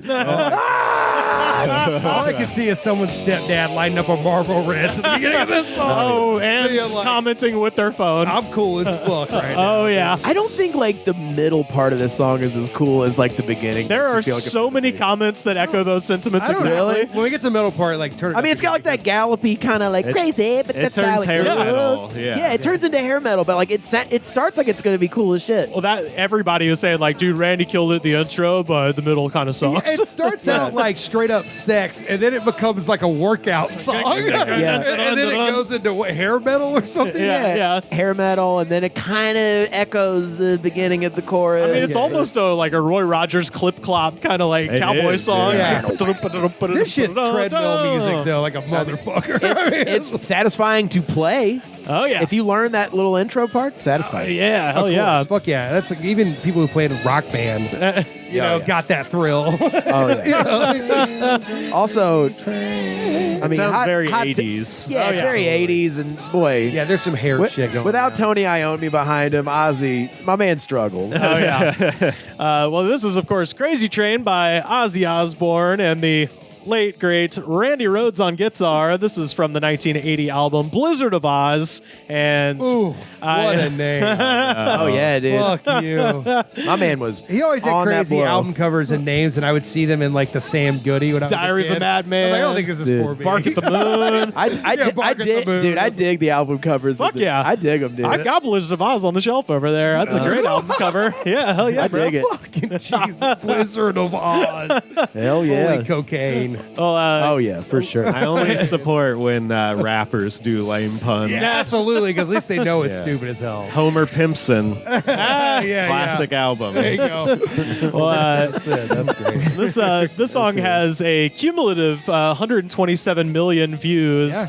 over a bunch of videos. It's one of those weird ones where there's no I mean, I think there might be an official video, but it came out 3 years ago, and a lyric video from 20 years ago has way the more video views. is like the super like overexposed thing, and his Yeah. hair's all like fucking gelled Yeah. out. Oh, yeah, I remember the video. Well, for it this. took Ozzy till whatever 2015 to put up that video, and then meanwhile, the lyric video where everything is misspelled was put up in 2006, and so it's got way more than the official. But anyway, altogether about 22,000 comments, and y'all. I read every goddamn last one of them. He's got to set aside some time to read all of them. I'll tell you, these energy drinks really come in handy when you got to read 20. Hell yeah. Where you're on for terror, or what is this shit called? The terror. Yeah, the terror. When you're on the terror, when the terror is in your eyes, you will read comments on YouTube. Aztec terror.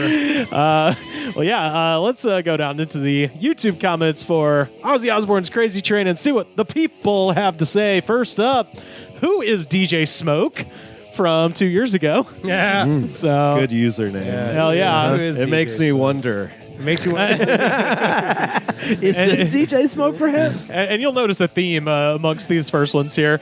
DJ Smoke says, "Don't get drunk and listen to this song, or you'll end up chain smoking cigs," spelled with 2 G's. Chain smoking cigs and doing air guitar, just prancing around the whole place, like me. God, Hey, you know what? I just quit. Like I appreciate the heads up. Hell yeah. Stupid people really get a lot of alcohol that I'm just never going to get. Dancing around and chain smoking cigs on top of the world. Like, fuck, I wish. There's no amount of alcohol. I'm a fucking fire hazard right now. I could I pass out at any minute. I don't understand how part of your partying is like, I gotta smoke some cigarettes. We're partying tonight. You better watch out. I'm going to smoke a whole bunch of cigarettes. Alcohol is just that little eraser on the pencil of your life that's just like, that erases that part of you. It's like, I shouldn't do that. Yeah, exactly. So this guy was going to do He it. was prancing around all over the place. Similar, Andrew Martinez from 3 years ago. My wife always tell me that I'm fucking crazy as fuck and a fucking drug addict. His wife, he stayed married, though? That's it. End of comment. I'm like, you got yourself a good woman. And a drug addict. I'm crazy. Bye, internet. As fuck. That's all. I like how with the tone of the internet that could read several different ways. Absolutely. Yeah. Yeah. This one is C. Griffiths, 11 months ago. Divorced my wife to this. Thank you, Ozzy. Hell yeah. It's like how this is the quickest divorce ever. Yeah, We're divorced, bitch. yeah. In 5 minutes or less.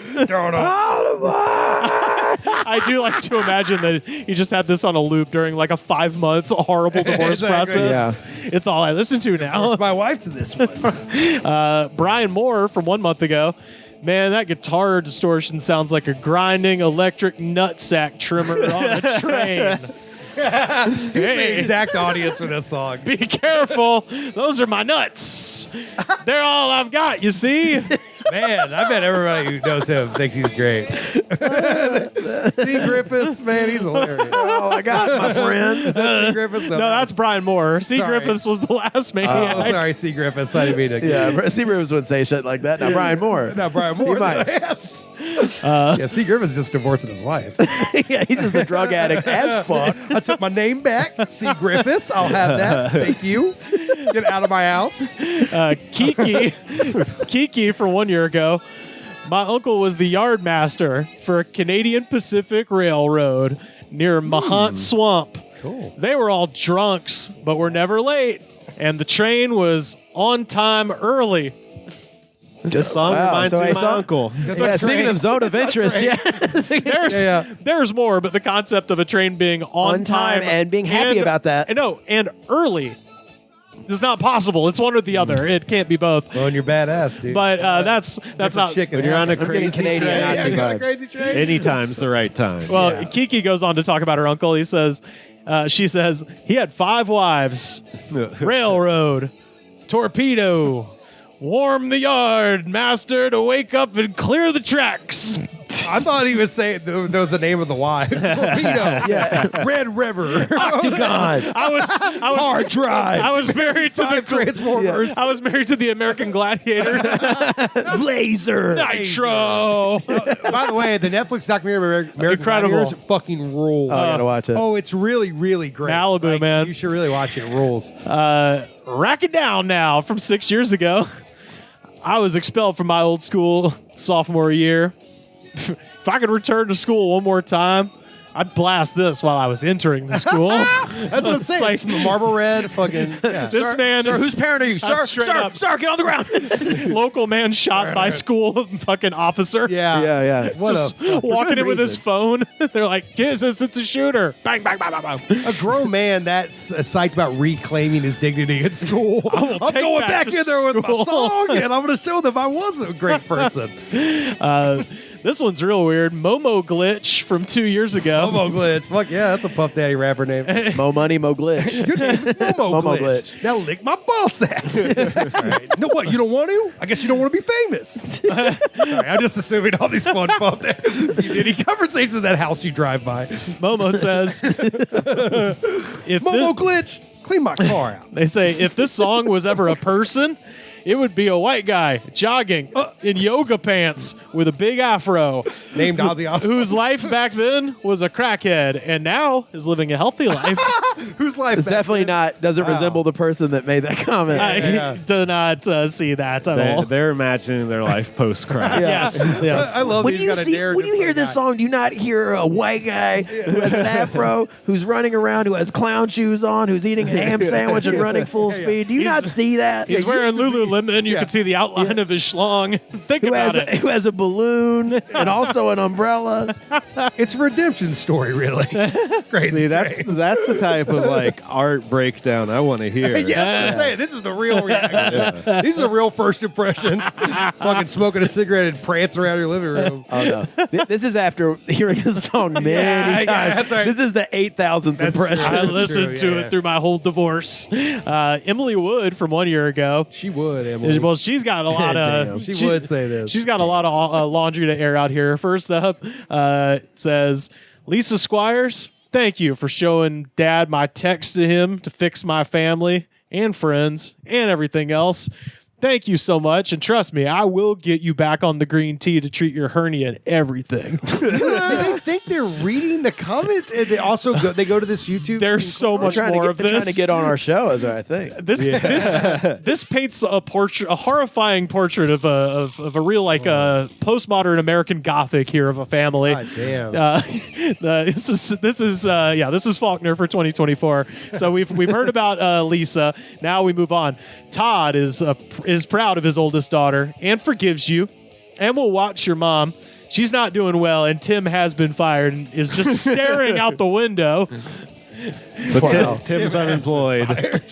Uncle David called Tim. I guess he said his cousin Zachary's coming to teach him a lesson for being a wife beater and showing him what wife beaters get. It's so weird that someone would just write an email to no one. There's more. So, how's Allie? Since Barb threw her out, she's This is okay. the message in a bottle message that I hate so very much. Since Barb threw her out, she's okay. She got a bruise on her back, but she's okay. And Timmy had to walk away because he wanted to kick Nana's ass. He said Nana is the abusive woman, not Mom. Okay, thank you. Also, the shower brush my daughter invented is patented and everything. Yeah, and I don't forget who drew the prototype, so my lawyer has already been working on it. We're going to be rich, ROFL. Fucking God. Yay, Todd, we did it. I don't want to forget who drew the prototype in our fucking trailer That, park where that Nana gets her comment ass was kicked. for no one but her. Wow. It kind of reminds me of that Warren Zevon song, the Grandpa pissed his pants again. He don't give a damn. That's good shit. So when you see a comment like that, does it have a bunch of likes? People are like, "This is stupid, No. and crazy." No one responds to None of these that. have likes. Because Yeah, it's they- for- Rivers is the no first one. one These are who likes read free. that completely. Oh, in yeah. the world, I think- maybe. Can't believe For putting them on blast like this, you should at least leave them a like. you know what I mean? Like, give them one. Good. Yeah, really. Yeah, you're right. We should all do it. We should all Everyone have who's YouTube listening to accounts this, go give them some likes, please. before they commit a crime. Yeah, we know who drew the prototype, Todd. No one with likes ever committed a crime. Yeah, that's true. That's what No one with followers ever committed a crime. Take it from Puff Daddy. Yeah, that's or right. Donald Trump. That's right. We got a couple more here. Robert McWilliams from 2 years ago. Sounds fake. It seems like he's Robin McWilliams. it seems like he's got an idea for a bit of a SpongeBob SquarePants parody show. Oh, this guy's Oh, great. boy. And so That's he's just talented. listed the possible characters for his SpongeBob show. Okay. Sure. All right, first up, Sponge Bong Hemp Pants. Okay? That is what that is what a funny cop would say as they pull someone out of their car. All right, Sponge Bong Hemp Pants. Why don't you go ahead and spread them on the pavement? You fucking idiot. Oh, that makes me want to smoke weed right now. It makes you want to light a doobie up. Next up, Hash Brick Star. Okay. So instead of Patrick, it's Hash Brick. Hash brick. What's for Squidward? Spliff Word. Okay. You doubted These are him? getting he was riding so hard on only Sponge had- Hemp's bong pants or whatever Yeah. that the rest of these can't help but suffer. These are terrible, yeah. There's Mr. Crack. That's not okay. That's not all anything right. to do with weed. Instead of Mr. Krabs, get it? It's yeah. Mr. Crack. And then finally, and I don't get this one, maybe I haven't seen enough SpongeBob, the last one just says crystal meth. Yeah, I don't. Is that supposed to be like Sandy or Gary or? Yeah. He just ran out and just started listing drugs. Crystal meth names. It was I think he got bored and then just started saying what he wanted to do. Lewds. Yeah. But yeah, anyway, shout out. I think it's a good idea. Sponge Bong Hemp Pants, at least for a t-shirt they sell in Venice Beach. Yeah, that fucking rolls. That's take that shit Sponge to the Bong bank. Pants. I remember who drew the prototype of that. That was Robert McWilliams. Williams. Oh my God! It's Robin McWilliams. Oh, top of the morning to you. Creator of Sponge Cracks. Oh, I'm Irish, but then I'm a little gay when I'm Irish again. Ooh. I love it. That guy rules. Sam Olgan from 5 months ago. I guess it is too late to learn how to love. Forget how to hate. Motherfuckers still hating on me. Hate breeds. Fuck y'all anarchist hypocrites. You preach God and you steal from me, lie to me. Fucking, you got me good last night, motherfuckers. Fucking dicks. Praying to the almighty dollar. All of you. Talk shit about me, you fuckers. Spit on me, fuck you. None of you ever encouraged my kids to come see me. Fuck you. God, I want to get fucked up like these guys. That was one of those where you're reading it. And you're like, what is this guy mad about? And boy, he circles that square at the end. Host a trivia night at like a fucking bar or something.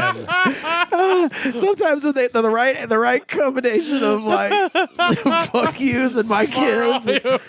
What was his job? He definitely got fired. That's like a post-firing. He might be the guy staring at the window because he got fired. Well, it's also a job where this song is played, so he got fired from some sort of restaurant bar situation. Or he was just Googling crazy and was like, ooh, let's see what this sounds like. Yeah, here's a good song about being fucking crazy. I feel nuts. Let's check this out. That was good. The passion. Just behind watching you dutifully read it was very, very pleasing. And finally, Chastity Melissa. Oh, sweet Melissa. From 9 months ago.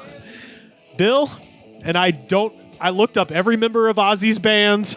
I fucking looked up every member of Blackstep. There's no one named Bill Ward. except for Bill Ward, Right. but he's not in Ozzy's band. So no. So I assume this is a Bill that she knows. So Chastity Melissa, 9 months ago. Bill, I'm still missing you over here. I feel better though. Now to drink the Love Child cocktail. I'm going to Theo's. I think that's what we had earlier on the podcast. I'm going to Theo's. I'm going to have fun until my arms fall off. Also, we'll talk. Jacking off random guys. Fine. my arms fall. Also, we'll talk about medical terminology later. I do love you. I promise to Jesus Christ, if you make me get another job, I'm going to speak with you directly about this problem. Yeah, that's awesome. I'm going to do more than leave a YouTube comment. Oh boy. Directly about You scare them. You don't scare me. I like you. I think you're cuddly. You still live in Tulsa? I know you know where I am. You know what I'm doing, and I like it. Did I call you at work? Yes, I did. Did you answer? No. Am I pissed about that? Yes. Oh, for sure. Yeah, you're pissed about it. I'm in Fayetteville, Arkansas. Bill, are you avoiding my phone calls? Is this about Bill Clinton? Do you have caller ID? Arkansas. I He fucks mean, him strange. all the way. yeah. Are you reading his Wikipedia? yeah, exactly. Do a Bill Clinton impression where it's like, she jerked me till her hands fell off. Yeah. She jerked me till, I called her hands fell off. I called her the one-armed bandit. Her hands were tons of fun. Sass Robin McNasty Williams. Oh my God, I'm back from the dead. Oh my God, I'm Robin Williams. Cassie finishes here. Do you have call ID? Bill, I will get an unknown number and call you back. I said I missed you over here. Bill, I am not done with you yet. Tell the Osbournes. Ozzy Osbournes, now I'm speaking to you. His last name is Osbourne. Don't you dare avoid me. You have unfinished business, my dear. I know they were mean to you, and I'm mad about it too, but I thought you were a sweetheart. Tell Sharon I exist. Love, Chas. Ozzy, who's this bitch online? She's talking about Oh my God, it's Robin Williams. I did not have sex with that woman on YouTube. This is a soft launch of Carter's podcast, a solo podcast. That for an hour and a half. He switches between many cultural figures. It's called hanging out with myself. I have a crazy train memory that's so useless it might as well be a YouTube comment. Hell yeah. Go ahead and add it to the comments. Me and my friend were in a convenience store. We were probably about 14 years old. A guy who's probably some kind of drug addict walks up to us and he's like, "You guys see that storm earlier?" And we were like, "Yeah." And he said, "It was crazy. There was a hurricane. I was working on my car, blew my bag of weed away." And both of us were kind of like giggled for a second. And I just said, "Crazy." And he says, "Yeah, crazy. Ozzy, crazy train." And then we we bought our sodas and left. And then he was like, "How do you get to Sharon Tate's house?" And then we were just going back to his house anyways, and we told his dad that happened, and his dad just looked at us and goes, "He hit you with the Ozzy, huh?" So we all do it from time to time. If he's been doing that for so long, you figure he would take the cue and go, "But that's how it goes." Instead he went, "Ozzy, crazy train." You know what I mean? Yeah, exactly. Hell yeah. Well, that is Ozzy Osbourne's Crazy Train, our jam of the week.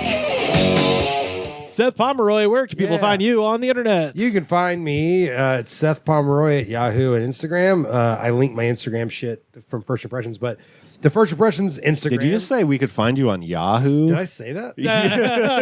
It's very strange. Letterboxd. I'm on the Yahoo forums. I'm sort of like those guys. We talk about some crazy shit. I get real drunk and I prance around the room, but I go to Yahoo Answers. That's where I do my best work. You can aim me. I don't know why the fuck I said that. I meant Instagram. Oh, it's my goddamn email. Don't email me, you fucks. That's a throwaway email too. Yeah, it's mostly the spam one. If I give it to you, it means I don't want your email. It's Seth's First Impressions on Instagram, and then on YouTube, you should just probably type in Seth Pomeroy First Impressions. But I will say, the YouTube channel, they're full screen, they aren't vertical, and I spend more time making it more evocative of what the film feels like. It's more clips, it's better. Okay. The YouTube. I'll tell you, you got to do that follow. Is it the sharpest guy I know about movies? You got to do that follow. Thank you. Hell yeah. I'll keep doing the shit. Carter, where can people find you online? Carter_Glasscock on Instagram. And, I might be doing some more reviews for new noise coming down the pike. Just keep your ear to the ground, okay? Alrighty. Sam, where can people find you online? Slam Harder on Twitter. Sam Harder 666 on Instagram. The Goods Pod on Instagram. The Goods Pod, yeah, we're all there. That's Well, look out. Me and Rivers are going to do a live stream soon. Carter, you want to do it too? Yeah, sure. Okay. All right. We should do it soon. I don't know exactly when. What video game are we playing? We can play video games. Oh, shit. Well, you just got a Switch, so let's fucking pick a Switch game. We need a capture card to play Switch games on stream. What is that? Well, It's stupid. I have a PS4 and a PS4 camera. We can do that. But I think we should try an original Rockstar for Rivers on the live stream. Yeah, I Okay. think because I never done that, and I don't know anything about video games, so it'll be a you guys tell me some shit I don't know. Okay. Yeah. Well, hell yeah, and if you want to come see me do stand up live, I'm gonna be all over the goddamn Midwest coming up next month, April 29th. I'm at the Blind Pig in Ann Arbor, Michigan. April 30th, I'm at Brothers Lounge in Cleveland, Ohio. May 3rd, Don't Tell Comedy at Indianapolis, Indiana, and May 4th, I'm at Mahal's in Lakewood, Ohio. That's right next to Cleveland. So doing a big U around them Hell Great yeah, Lakes, dude. trying to add some more shit coming up soon. So Michigan, Ohio, probably upstate New York too, hopefully. Holler at me. I'm going to be around. You can find me on Twitter and Instagram at Rivers Langley. Best way to support this show, of course, if you're watching this, you're already doing it. Patreon.com/TheGoodsPod. If you're just listening, join us over there and you can watch the damn show, get bonus shows, all that good nonsense. Second best way to support our show, head to Apple Podcasts, rate, review, and subscribe. Show the attitude of gratitude, because if you do not have the attitude of gratitude, Daddy, Homeland Security's kicking in your door. The Goods from the Woods was recorded and edited by me, Rivers Langley. You can find our show on Twitter at The Goods Pod. Our theme song was composed by Jonas the Space Cowboy. This was a Brain Freeze podcast.